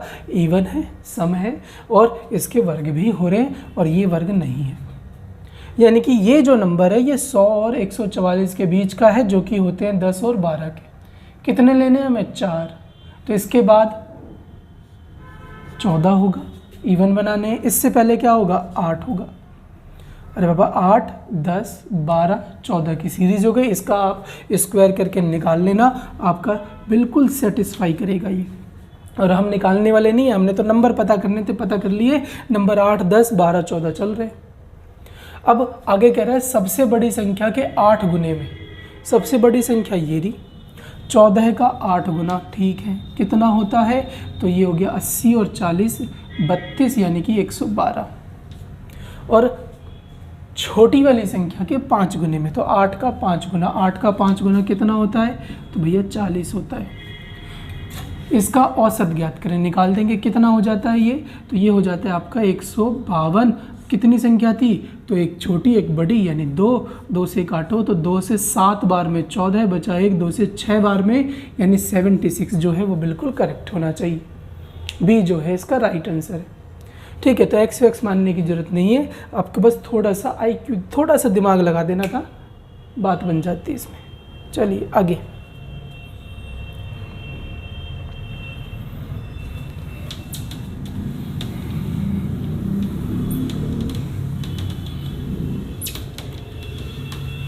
चलिए इसी प्रकार इस क्वेश्चन में आप ध्यान देंगे तो 3 अंकों वाली संख्याएं 335, 2x5 यानी ये 3 अंक बना रहे हैं, ये भी 3 अंक 406 है, का औसत 411 है। तो x - 1, x - 3, x + 3 और x + 5 का औसत ज्ञात करें। ठीक है, निकाल देंगे, यानी x निकालना जरूरी है ताकि आपका औसत बने। तो यहाँ पर यूनिट प्लेस का आप रोल जरूर निभाए भाई। यूनिट प्लेस ऐसी चीज़ों में बहुत काम आते हैं, जैसे पीछे भी आया था ना काम, यहाँ भी आएगा काम। देखते हैं, नंबर है आपका 3, 3, 5, फिर नंबर है 2x5, फिर है x3, 5, फिर है 6, 3x, 406। इन सब का एवरेज है आपका 411। तो 1, 2, 3, 4, 5 इन सब को जोड़ने पर 411 यानी कि औसत बनेगा 411 गुने में 5 ओम, जो कि होता क्या है, तो 200 और ये 55 यानी 20, 55 ये हमने मल्टीप्लाई कर दिया। अब मुझे एक बात बताओ, ये औसत है, ये नंबर है, गुना करने पे टोटल आ गया। ये सब जो है वो टोटल को शो कर रहे हैं, तो सब जुड़ने पर ये लाएंगे ना। और अगर ये लाएंगे तो इसके पीछे क्या आना चाहिए, 5। देखो सबसे पहले क्या आना चाहिए, 5 आना चाहिए। तो बनाए 5, 5, 10, 10, 5, 15, 15 और 6, 21, 15 और 6 क्या हो गया, 21। 21 में ऐसा क्या जोड़ूँ कि भैया पीछे 5 आ जाए। अरे बाबा 21 में ऐसा क्या जोड़ूँ कि पीछे 5 बन जाए, तो 4, और कोई नंबर बनाएगा ही नहीं। आप जोड़ो, देखो 4 के अलावा कोई कुछ और रखो, 5 बनेगा ही नहीं। तो हमें पता लग गया कि मुझे इस x की जगह 21 को 25 बनाने के लिए इस x की जगह क्या रखना पड़ेगा, 4 रखना पड़ेगा। तो x की वैल्यू आ गई हमारे पास 4, और यूनिट प्लेस का हमने थोड़ा दिमाग लगाया, हमारा पूरा सॉल्यूशन का समय बच गया। x क्या आ गया, 4, 4 रख दो, 4 में से 1 गया 3, 4 में से 3 गया 1, 4 + 3 7, 4 + 5 9। इसका एवरेज निकालना है, तो 1, 2, 3, 4 4 संख्याएं हैं, तो 9 और 1 10, 10 20, 20 को 4 से काटेंगे 5, यानी सी जो है इसका करेक्ट हो गया। ओके, तो इस प्रकार आप इसमें समय बचाते। डन, चलिए शाबाश, आगे।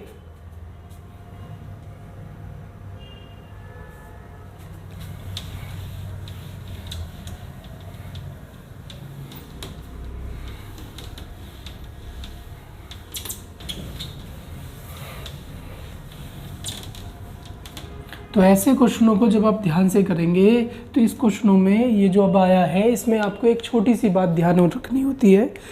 वो बातें क्या है, तो ध्यान से समझे। एक टॉपिक होता है एलिगेशन एंड मिक्सचर का। किसका होगा, तो एलिगेशन एंड मिक्सचर का। और एलिगेशन एंड मिक्सचर कहता है कि भैया आपके पास जब भी 2 अलग अलग वैल्यू हो, यानी एक फर्स्ट वैल्यू हो और एक सेकेंड वैल्यू हो, 2 जब भी आपके पास अलग अलग वैल्यू हो, तो उसके मिक्सअप से आप हमेशा क्या निकाल सकते हैं, तो रेशो निकाल सकते हैं। उसके मिक्सअप से क्या निकाल सकते हैं, तो रेशो निकाल सकते हैं। समझिए ध्यान से मैं क्या कह रहा हूँ, यानी कि अगर आपके पास फर्स्ट वैल्यू, सेकंड वैल्यू और उससे जुड़ा हुआ एक मिक्स वैल्यू है। क्या बोला मैंने भाई, फर्स्ट वैल्यू, सेकंड वैल्यू और इन्हीं का एक मिक्सअप वैल्यू है, तो आप वहाँ पर हर बार क्या निकाल सकते हैं, तो रेशो निकाल सकते हैं। और वो रेशो किसको शो करेगा, तो A/B को शो करेगा। किसको शो करेगा, A/B को। और A/B जो है वो बताएंगे इस पहले और दूसरे नंबर को किस अनुपात में इसमें रखा गया है, यानी कि ये पहले को और ये बाद को। इस मेथड को कहते हैं एलिगेशन एंड मिक्सचर का मेथड, यानी ये कहाँ सीखोगे आप, एलिगेशन एंड मिक्सचर में। अब ये जो मिक्सचर है इसमें समझने वाली क्या बात है कि आप इसको कर रहे हो तिरछे में। किस में कर रहे हो, तिरछे में, यानी कि तिरछे में आपको एडजस्ट करना है। एडजस्ट करने का मतलब बड़े में से छोटा माइनस करना है, इधर भी बड़े में से छोटा माइनस करना है, लेकिन ये दिखाएगा पहले वाले को, दिखाएगा पहले, ऐसे सामने सामने ही दिखाता है। माइनस तिरछे में करते हैं, दिखाता सामने सामने। बात समझ में आ रही हो कि मैं क्या कहता हूँ, रेशो निकालने के लिए माइनस तिरछे में करना है, शो करता है सामने सामने। ठीक है, तो इस प्रकार से आप एक चैप्टर सीखेंगे, उसका एक कॉन्सेप्ट ऐसे क्वेश्चन में लगा दिया करो, हर बार आपकी बात बन जाएगी। कैसे पहचानेंगे, तो मैंने बताया फर्स्ट वैल्यू, सेकंड वैल्यू और उनका एक मिक्सअप। मिक्सअप मतलब टोटल या मिक्सअप दिया हो। कह रहा है कि किसी स्कूल में विद्यार्थियों की औसत आयु 13.2 वर्ष है, यानी कि सभी विद्यार्थी की बात कर रहा है, कितनी है, तो 13.2 है। आगे कह रहा है लड़कों की औसत आयु 14.4 है, तो इसमें बॉयज़ लिख लो 14.4 है। और लड़कियों की औसत आयु, गर्ल्स की बात करें तो वो है 12.3 यानी 12.3। अब मैंने आपको कहा कि बड़े में से छोटा माइनस करना है, कर दीजिए, कर दिया माइनस। यहाँ से देखोगे तो 1.2 और यहाँ से देखोगे तो आपका 0.9 आ जाएगा। डन है, पॉइंट हटाया ये 10, यहाँ से भी पॉइंट हटाया 10, 10 से 10 खत्म, 3 से 3 बार में, 3 से 4 बार में, 3:4 हमारा रेशो आ गया। लेकिन ये 3:4 शो किसको कर रहे, तो सामने देखें इसी के ऊपर, इसी के ऊपर जब हम देखेंगे तो 3:4 ये बॉयज़ को और ये गर्ल्स को शो कर रहा है। लेकिन ऑप्शन को ध्यान से समझकर करना होता है। देखो, कर लेना और सही टिक करना दोनों में अंतर है।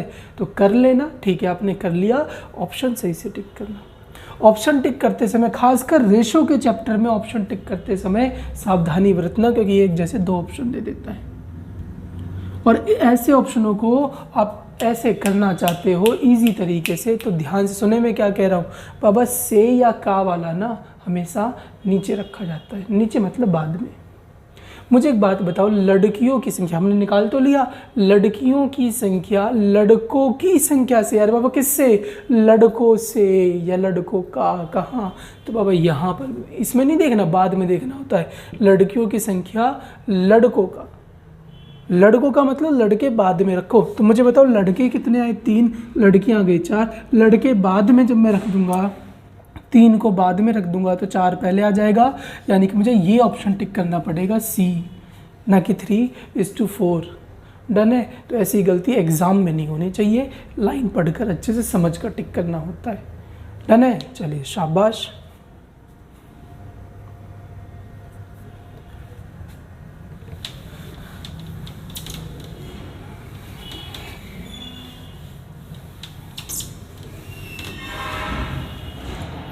सेम उसी पे बेस्ड है ये भी क्वेश्चन। कह रहा है एक कक्षा में छात्रों की औसत आयु 16.8 वर्ष है, यानी सबकी बात हो रही है, 16.8। कक्षा में लड़कों की औसत आयु, बॉयज़ की बात हो रही है, तो वो कितना है, तो 18.4, ठीक है। और गर्ल्स की बात करें तो वो है 16.4। अब कक्षा में लड़कों और लड़कियों की संख्या का अनुपात निकालें, तो लास्ट वाली लाइन फिर पढ़ेंगे, उससे पहले रेशो आप अपना बना लीजिए। इसमें कितने का है, तो ये 1.6 का बताता है। और यहाँ से कितने का अंतर है, तो यहाँ से आप ध्यान से देखेंगे तो 0.4 का है। पॉइंट हटाया 10, पॉइंट हटाया 10, 10 10 खत्म, 4 से 1, 4 से 16, यानी हमारे हिसाब से तो 1:4 आ चुका है, जिसमें 1 जो है वो बॉयज़ को शो कर रहा है और 4 जो है वो गर्ल्स को शो कर रहा है। आगे कह रहा है तो कक्षा में लड़कों की संख्या लड़कियों की संख्या से, लड़कियों की संख्या से, यानी कि बाद वाला नीचे किसकी बात हो रही है? लड़कियों की। तो क्या हमने लड़की बाद में लिखनी है? ठीक है, लड़की बाद में 4, लड़का पहले 1, यानी 1:4 का, यानी बी जो है वो करेक्ट आंसर। अरे बाबा, जिसके साथ से या का या बाद में हो वो नीचे आता है, इतना समझ में आ रहा है? डन है। चलिए, इसमें क्या बाद में? लड़कियां, तो लड़कियां बाद में। इससे पहले वाली में ध्यान से देखें, इससे पहले वाली में बाद में क्या था? लड़कों। देखो, पहले लड़कियां बाद में लड़कों, तो लड़कों को हमें बाद में लिखना पड़ा। इतना तो आ रहा है, क्लियर है? चलिए, शाबाश।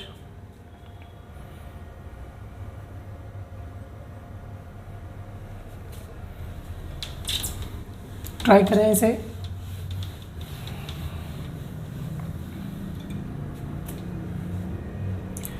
क्वेश्चन कह रहा है कि स्कूल में 10वीं कक्षा की लड़कियों की परीक्षा में औसत उत्तीर्ण प्रतिशत 85 यानी 85 है और लड़कों का 83% है। उस स्कूल में 10वीं कक्षा के सभी लड़कों और लड़कियों की औसत उत्तीर्ण प्रतिशत 83.7 है। तो स्कूल में 10वीं कक्षा में लड़कियों की संख्या का प्रतिशत क्या है? तो सेम वही क्वेश्चन है, बस परसेंटेज में दे दिया। कोई नहीं, ध्यान से पढ़ेंगे तो कक्षा में लड़कियों की परीक्षा का औसत उत्तीर्ण कितना है, यानी गर्ल्स का कितना है? तो 85। बॉयज़ का कितना है? तो 83। मिक्सअप कितना है? देखो, लड़कों और लड़कियों का सभी का मिक्सअप है 83.7। एलिगेट किया जाए, जब यहाँ से आप देखेंगे तो आपका आ जाना चाहिए 1.3 और यहाँ से देखेंगे तो आ जाना चाहिए 0.7। पॉइंट ख़त्म, यानी 7:13 बन गया, जिसमें 7 जो है वो गर्ल्स को, 13 जो है वो बॉयज़ को शो कर रहा है। हमें लड़कियों का परसेंटेज निकालना है। तो परसेंटेज जब भी हम बनाते हैं तो कुछ नहीं बोला होता, तो टोटल से बताते हैं। अब मुझे बताओ, 7 लड़कियां पढ़ रही हैं, 13 लड़के पढ़ रहे हैं, टोटल कितने हो गए? तो 20। 20 में लड़कियां कितनी हैं? तो 7% निकालोगे तो आ जाएगा 35%। क्या है? बिल्कुल है, ए इसका करेक्ट हो जाएगा। ओके है, चलिए शाबाश।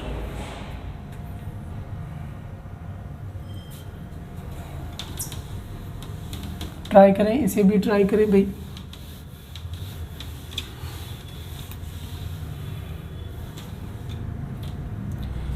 क्वेश्चन कह रहा है किसी संस्था में प्रत्येक कर्मचारी की औसत आयु 60 रुपये है, 12 ऑफिसरों की औसत आयु 400 रुपये तथा बचे हुए ऑफिसरों की औसत 56 रुपये।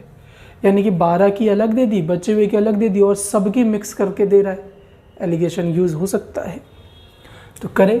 किसी संस्था में प्रत्येक की, सबकी मिक्स करके कितनी हो गई भाई? 60, जिसमें से 12 ऑफिसर, ध्यान से समझना, 12 ऑफिसर, यानी इस बार वैल्यू भी दे रहा है आपको, 12 ऑफिसर लिख दिया हमने। 12 ऑफिसर की कितनी है औसत? ठीक है, 400 औसत है, तो औसत को लेके चलना है। बचे हुए यानी कि ये रिमेनिंग हो गया, शेष हो गया। शेष का कितना है? तो 56। एलिगेट कर दो, रेशो आ जाएगा। यहाँ से कितने का अंतर है? तो 340 का। यहाँ से कितने का अंतर है? 4 का। रेशियो बनाओगे तो बन जाएगा 2 और यहाँ से आ जाएगा कितना? तो 170। 2:170 का रेशियो आ गया। अब ये जो रेशियो आया है, इसमें मुझे संख्या में कुल कर्मचारी बताने हैं। तो ये वो कर्मचारी हैं जो ऊपर दे रखे, देखो ये रेशियो शो करेगा ना, और हमारे हिसाब से ये जो ऑफिसर है वो कितने? 2 और क्वेश्चन में कितने? 12 और टोटल कितने हैं? तो 2 और 170 कितने? 172। यानी मेरे हिसाब से 2 और 170 172 टोटल है, लेकिन ये जो 2 है इसकी वैल्यू दे रखी है कितनी? 12। और अगर 2 12 के बराबर है तो इसको बैलेंस करने के लिए मुझे 6 से मल्टीप्लाई करना पड़ेगा, तो हमारा टोटल भी 6 से मल्टीप्लाई हो जाएगा। और जब ये मल्टीप्लाई होगा तो 6 गुने 2 12, यानी पीछे 2 आना चाहिए, जो सिर्फ एक ही ऑप्शन में है, वो है सी। यानी इसको मल्टीप्लाई करने पर 1032 आ जाएगा। ओके है, चलिए शाबाश।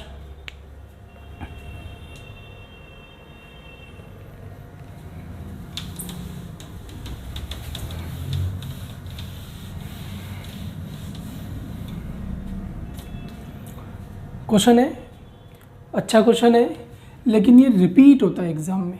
आप इसके आंसर को भी अगर मेमोराइज कर लो तो लगभग बात बन जाती है। रिपीटेशन चलता है, लेकिन सीख लो, ठीक है। आपको एक एलिगेशन भी बता देंगे, एक अलग से भी बता देंगे। एक क्रिकेट खिलाड़ी जिसकी गेंदबाजी औसत रन 12.4 रन प्रति विकेट है, ठीक है, यानी कि गेंदबाजी औसत रन 12.4 रन प्रति विकेट है, यानी कि वो 12.4 रन देकर एक विकेट ले लेता है। 5 विकेट प्रति 26 रन लेता है, यानी कि आज कुछ कर दिया होगा इसने, 26 रन दिए और 5 विकेट ले ली, भाई अच्छी बात, यानी कि ये हो गया पहले का। आज इसने एक काम किया, क्या काम किया, इसने 5 विकेट ले लिए, तो मैं यहाँ नहीं लिख रहा विकेट क्योंकि ये रन चल रहा है, तो यहाँ पे रन प्रति चलेगा, एवरेज चलेगा, तो यहाँ पर एवरेज लिखेंगे। एवरेज कैसे लिखे, तो आज उसने 5 विकेट दिए हैं और 26 रन पर, सॉरी 5 विकेट लिए हैं 26 पर, तो 26 5 से कटेगा, कितना आ जाएगा, तो 26 5 से कटने पर 5 चौक 25, बचा कितना 1, और ये पॉइंट लगा के 5.2, यानी कि आज का उसका औसत ये रहा, ये पहले तक का, ये आज का। विकेट कितने लिए, 5। और ऐसा करने के बाद हुआ क्या कि उसका औसत 0.4 रन से बेहतर हो गया, यानी पहले ये चलता था, आज का ये है, और इन दोनों का प्रभाव ये हुआ कि एवरेज जो है 0.4 रन से बेहतर हो गया। मतलब बॉलर का एवरेज बेहतर होना मतलब वो कम रन देकर विकेट ले रहा है, तो कम रन देकर विकेट ले रहा है, तो 12.4 से कम कर दो, यानी कि 12 आ गया। एलिगेट कर दो, अरे बाबा इसमें से ये कम कर दिया, कितना आएगा देखो जरा, तो बाबा ये एलिगेट करोगे तो 0.4 आएगा, यहाँ पर करोगे तो ये आ जाएगा 6.8। ओके है, पॉइंट हटा दिया, एक पॉइंट था हटा दिया, 4 से 1, 4 से 17, रेशियो आ गया 17 और 1। और ये जो 1 है वो किसके बराबर है, अभी सीखा था, 1 किसके बराबर है, 5 के बराबर। हमें अब तक के सारे विकेट बताने हैं, 1 किसके बराबर है, 5 के बराबर, तो हमारा 1 5 बनेगा कितनी बार में, 5 बार में, और हमें टोटल बताना है 17 और 1 18 गुना हुआ 5 से, तो कितना आ गया 90, यानी कि सी जो है वो करेक्ट आंसर है। सी जो है वो क्या हो गया, इसका करेक्ट आंसर हो गया। ओके है, क्या कोई और भी दूसरा तरीका है, तो ये भी इजी है, एक और है, उसमें आप सीधे सीधे ये हटा रहे हैं, उसमें आप सीधे सीधे एक सवाल करें इससे कि भैया आज क्या है, क्या सवाल करेंगे, आज क्या है, ठीक है कर दिया।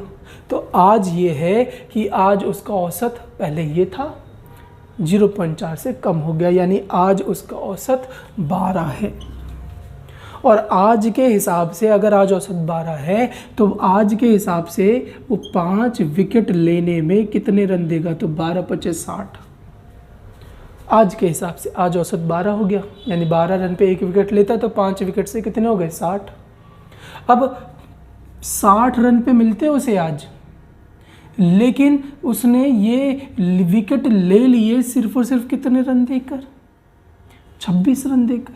तो बाबा 26 रन देकर ये विकेट ले लिए, सिर्फ देने तो 60 चाहिए थे, 26 रन देके ले लिए, ओ उसने सेव कर लिए कितने, तो 34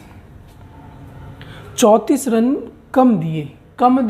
इसका प्रभाव, अरे बाबा कम का कम से करो, यानी कि गैप का गैप से इक्वेट करो, तो ये रहा गैप को गैप से करोगे तो 0.4, पॉइंट हटाया 10, 2 से 2 बार में, 2 से 5, 2 से 17, 17 5 5 कितना होता है 85, यानी कि उसके 85 विकेट थे, और आज के 5 और जोड़ दो तो 85 + 5 कितना होता है, तो 80। तो इस तरीके से आप डायरेक्ट भी निकाल सकते थे। ओके, जो ठीक लगे वो कर लीजिए, पेपर में होना चाहिए बस। चलिए आगे।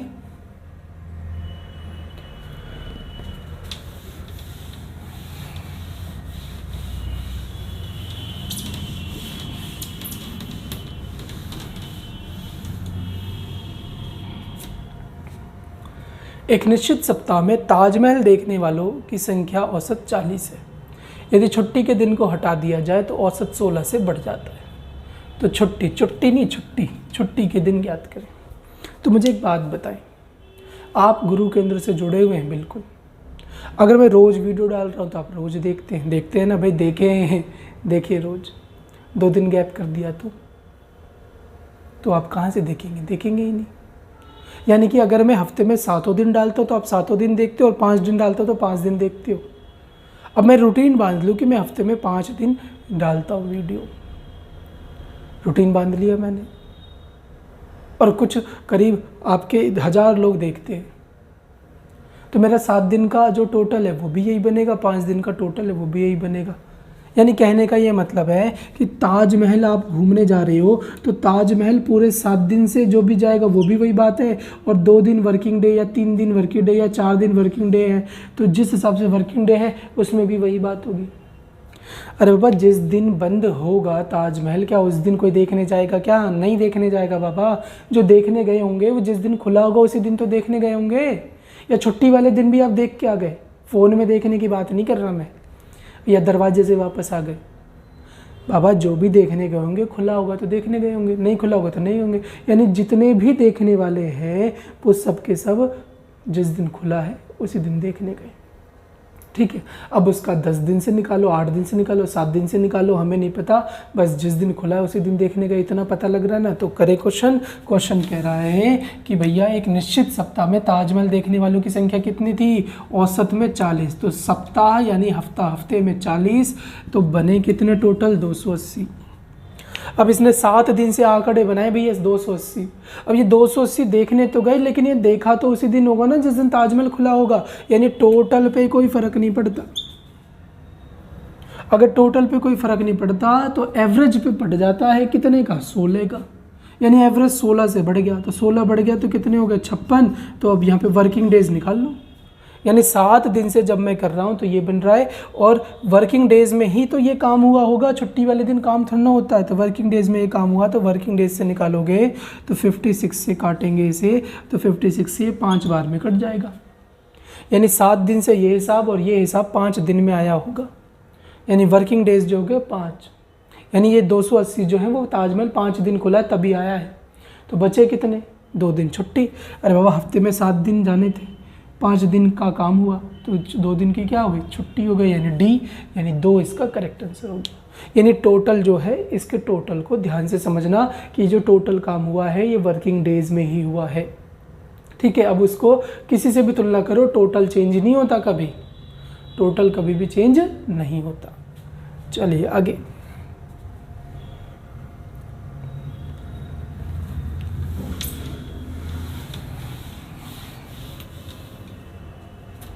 एक व्यक्ति अपनी 3 महीने की आय को 4 महीने में खर्च करता है, यानी 3 महीने में जितना कमा रहा है वो पैसा 4 महीने में उड़ाएगा। उसकी मासिक आय 1000 रुपये है, तो उसकी मासिक बचत क्या करें?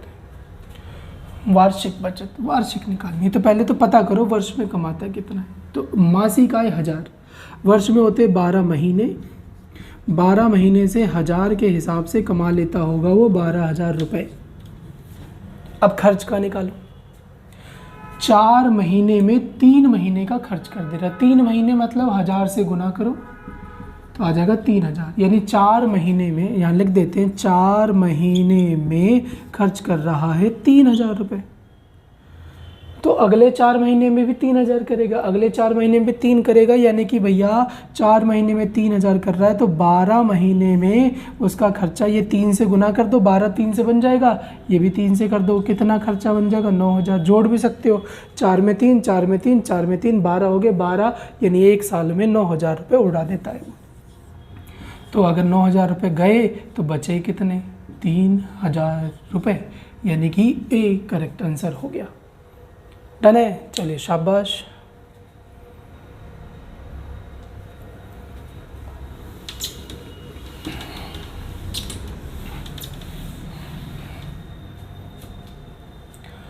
छह दोस्त एक होटल में भोजन करने जाते हैं। 5 दोस्तों में से प्रत्येक ने अपने भोजन पर 32 रुपये खर्च किए। छठा दोस्त शुरू से नहीं, छठा दोस्त शेष व्यक्तियों की औसत खर्च से, यानी बचे हुए दोस्तों से 80 रुपये अधिक खर्च किए, तो प्रारंभिक औसत खर्च किया है। तो आप एक्स वैक्स मान के ऐसे कर सकते हो, लेकिन मुझे सिर्फ एक बात बता दो, उसने ज़्यादा क्यों दी? आप 6 दोस्त गए होटल पर, आपने एक नान की थाली लगाई, अब वो खाना है आपको, सबने पैसे देने अपने अपने हिस्से के, दोस्ती यारी में जो भी होता है, लेकिन यहाँ सबको अपने अपने पैसे देने हैं। फर्स्ट डे की फर्स्ट लाइन बता रहा हूँ मैं यहाँ पर, सबको अगर अपने अपने पैसे देने हैं तो भैया सब बराबर बराबर देते, बराबर बात खत्म। इस एक अकेले को ज़्यादा क्यों देने पड़ गए? इस एक अकेले को ज़्यादा इसलिए देने पड़ गए क्योंकि दूसरे के पास पैसे कम होंगे। कितने रुपए? 80 रुपये। अब 80 रुपये जो कम हो गए, इसका भाग सब पे लगना चाहिए था ना, ठीक है। तो यहाँ पर सबने कितने रुपए दिए? 32 32, 1 2 3, यहाँ लिख लो ऐसे करके, 1 2 3 4 5, सबने 32 32 32 32 दिए, यानी कि एवरेज चल रहा है 32 का। इसे हटा देते हैं, एवरेज चल रहा है 5 जनों का 32 का। 5 जनों ने 32 दिए, 5 जनों ने 32 दिए, यहाँ पे 32 बन गया। छठे दोस्त ने कुछ एवरेज रहा होगा 6 का, उससे 80 रुपये ज़्यादा दे दिए। मैं पूछता हूँ क्यों दे दिए ज़्यादा? क्योंकि इन पाँचों ने, ये जो 5 व्यक्ति है, इन्होंने अपने पैसे पूरे नहीं दिए, और ये पूरे पैसे अगर इनसे मांगे जाएँ तो पर हेड यानी उन 5 व्यक्तियों पे कितने रुपए पड़ेंगे? सबसे 16 रुपये मांगने पड़ेंगे, यानी 48 इसका करेक्ट आंसर हो गया। अरे बाबा एवरेज मतलब सब बराबर, एक्स्ट्रा नहीं चलेगा। एक्स्ट्रा जो है वो मांगो मांगो मांगो मांगो। तो 5 से मांगना है, 5 जने थे वो, एक अकेले भरा है उसने 80 रुपये, 5 जने थे तो 5 से मांगोगे 16 रुपये पड़ जाएंगे, 48 आ जाएगा। ठीक है, एक्स मान के भी कर सकते हो, लेकिन ये आपका हर बार लग जाएगा। डन है, चलिए शाबाश।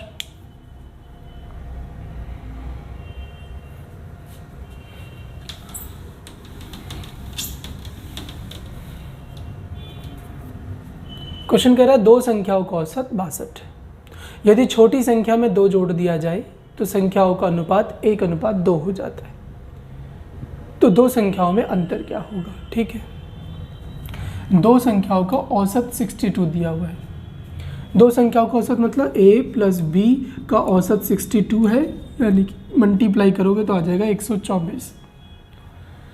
यदि छोटी संख्या में 2 जोड़ दिया जाए, छोटी संख्या में 2 जोड़ देंगे, तो अगर मैं छोटी वाली, मैंने मान लिया कि ये b मान लेते हैं, चलो छोटी वाली b जो है वो छोटी, आगे हमेशा बड़ी माना करो। छोटी वाली में 2 जोड़ देंगे तो क्या यहाँ बढ़ेगा? 2 बिल्कुल बढ़ेगा भैया, 126 हो जाएगा 2 बढ़ के। तो इनका अनुपात क्या हो जाता है? 1:2। तो 126 जो है वो 1:2 में बटेगा, क्योंकि ये टोटल है, टोटल को शो कर रहा है। 1:2 में बांटोगे कितने होते हैं? ये 3 से काटा, 3 चौक 12, और 3 से काटेंगे 2 बार में। नंबर निकाल लो, तो 1 हो गया 42, और 1 इससे गुना करके आ जाएगा 84। तो ये हो गए नंबर। लेकिन ये नंबर तब हुए ना जब बढ़ाने के बाद हुआ। बढ़ाने के बाद आपका नंबर बन रहा 42 और 84। तो संख्याओं में अंतर क्या होगा ये निकालना है, तो संख्या तो शुरू की निकालनी पड़ेगी। तो मैंने सिर्फ a में बढ़ाया, b में बढ़ाया, तो सिर्फ b में बढ़ाया, तो कम भी सिर्फ होंगे b के, यानी छोटी वाली के। तो छोटी वाली में से 2 कम करोगे तो बनेगा 40, यानी रियल में जो संख्या है वो 40 है। और सॉरी 40 यहाँ रखो क्योंकि ये छोटी मानी थी, और ये 84 है। अब इन दोनों का अंतर देखो कितना है, तो 44 का, यानी कि पहले उसको रियल वाली संख्या बनाओ फिर गैप निकालना। यानी इसका सही आंसर हो गया डी, यानी कि 44 इसका करेक्ट बनेगा।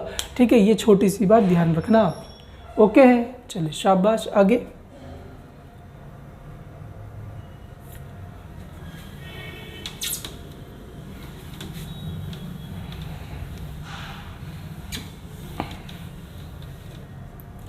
अस्सी छात्रों की एक कक्षा में 40% लड़कियां हैं, शेष लड़के। तो छात्र हो गए 80 में 40% लड़कियां हैं, तो भैया 2 जीरो ढके। परसेंटेज का इतना तो सीखा हमने इस कंपाउंड इंटरेस्ट में, नहीं देखा आपने तो लिंक देख लेना भाई, लिंक दिया हुआ है। 8 × 4 32, यहाँ से निकालो। तो अगर ये 40 है तो दूसरा 60, 8 6 48।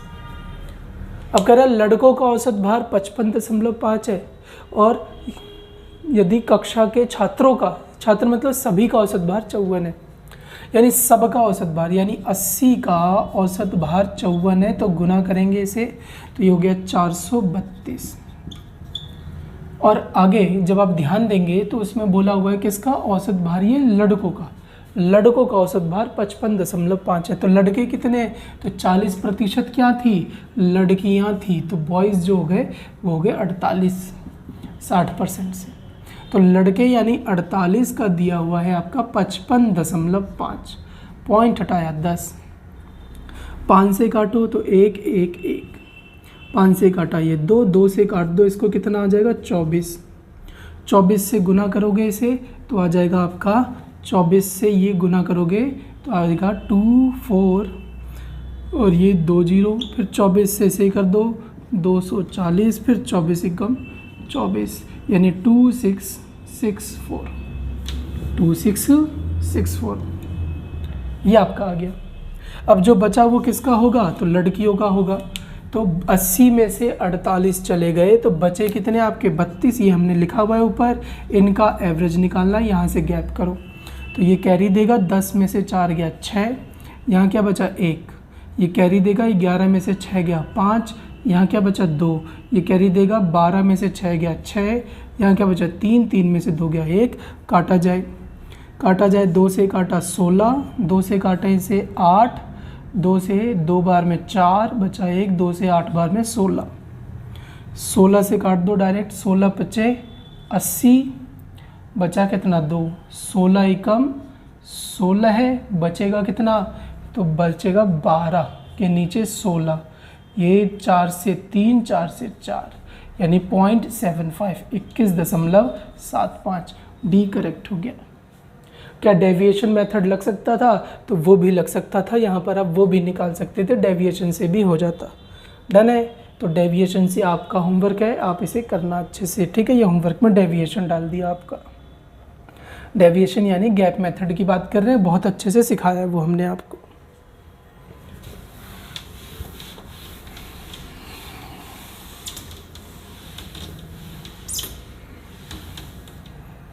क्वेश्चन है 3 संख्याओं में प्रथम संख्या दूसरी संख्या की दोगुनी है। तो ऐसे क्वेश्चन को आप अलग अलग लिखा करो।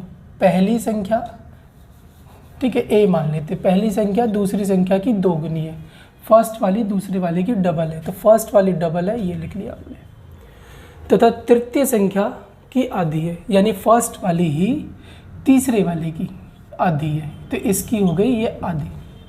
कौन है जो इसमें 2 बार आ रहा है, ए 2 बार आ रहा है, तो रेशियो का आप वो बैलेंस करके, यानी कि बराबर बराबर करके, पड़ोसी पड़ोसी करके भी कर सकते हो, और यहाँ से भी डायरेक्ट बराबर कर सकते हो। ये 2 है, ये 1 है, तो यहाँ भी 2 होना चाहिए, और अगर ये 2 से तो इसका पूरा परिवार 2 से गुना होगा तो ये 4 हो जाएगा, यानी ए 2 हो गया, बी 1 है, सी 4 है।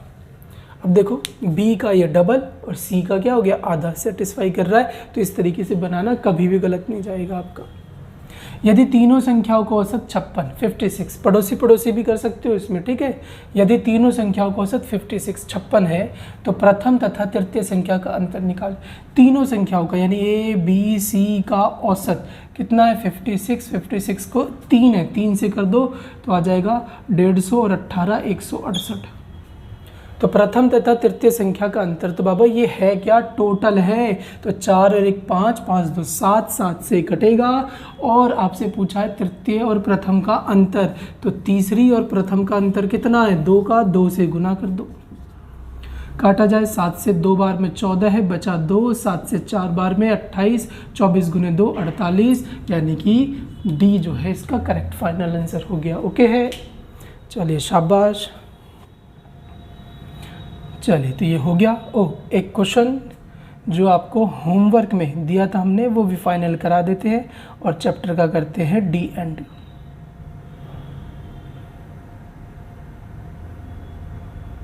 चलिए ये क्वेश्चन आपको होमवर्क में दिया था हमने, इसे भी निपटा देते।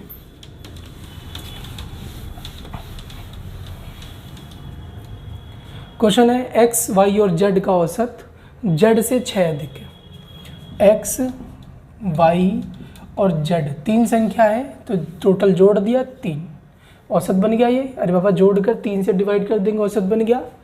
ये जेड से कितना ज़्यादा है, 6 ज़्यादा है, मल्टीप्लाई होगा तो x plus Y plus Z कितना आ जाएगा, 3z प्लस में 18। आगे कह रहा है x और y का औसत 50 है। x और y का औसत 50 है का मतलब क्या है यहाँ पर कि ये 50 गुने में 2 क्या है, 100 है, ठीक है। और q z से 6 कम है, q जो है वो z से क्या है, 6 कम है, तो q z से 6 कम है, तो हमें u और z का औसत बताना है इसका यूज़ करके, ठीक है। तो मुझे पता है x और y कितने हैं, 100, तो x और y की जगह मैं क्या लिख सकता हूँ, 100, और z की वैल्यू देखो आपकी आ गई। ये देखो ये उधर जाके माइनस होगा 2z, और ये इधर आकर क्या होगा तो बाबा ये भी माइनस होगा तो आ जाएगा आपका 82। काटोगे 2 से तो आ जाएगा आपका ये 40 और 2 ये कट के 41, यानी जेड जो है वो 41 है। जेड 41 है और क्यू जेड से 6 कम है, तो क्यू भी हमारे पास आ गया। क्यू जो है वो जेड से 6 कम है, यानी कि वो 35 है।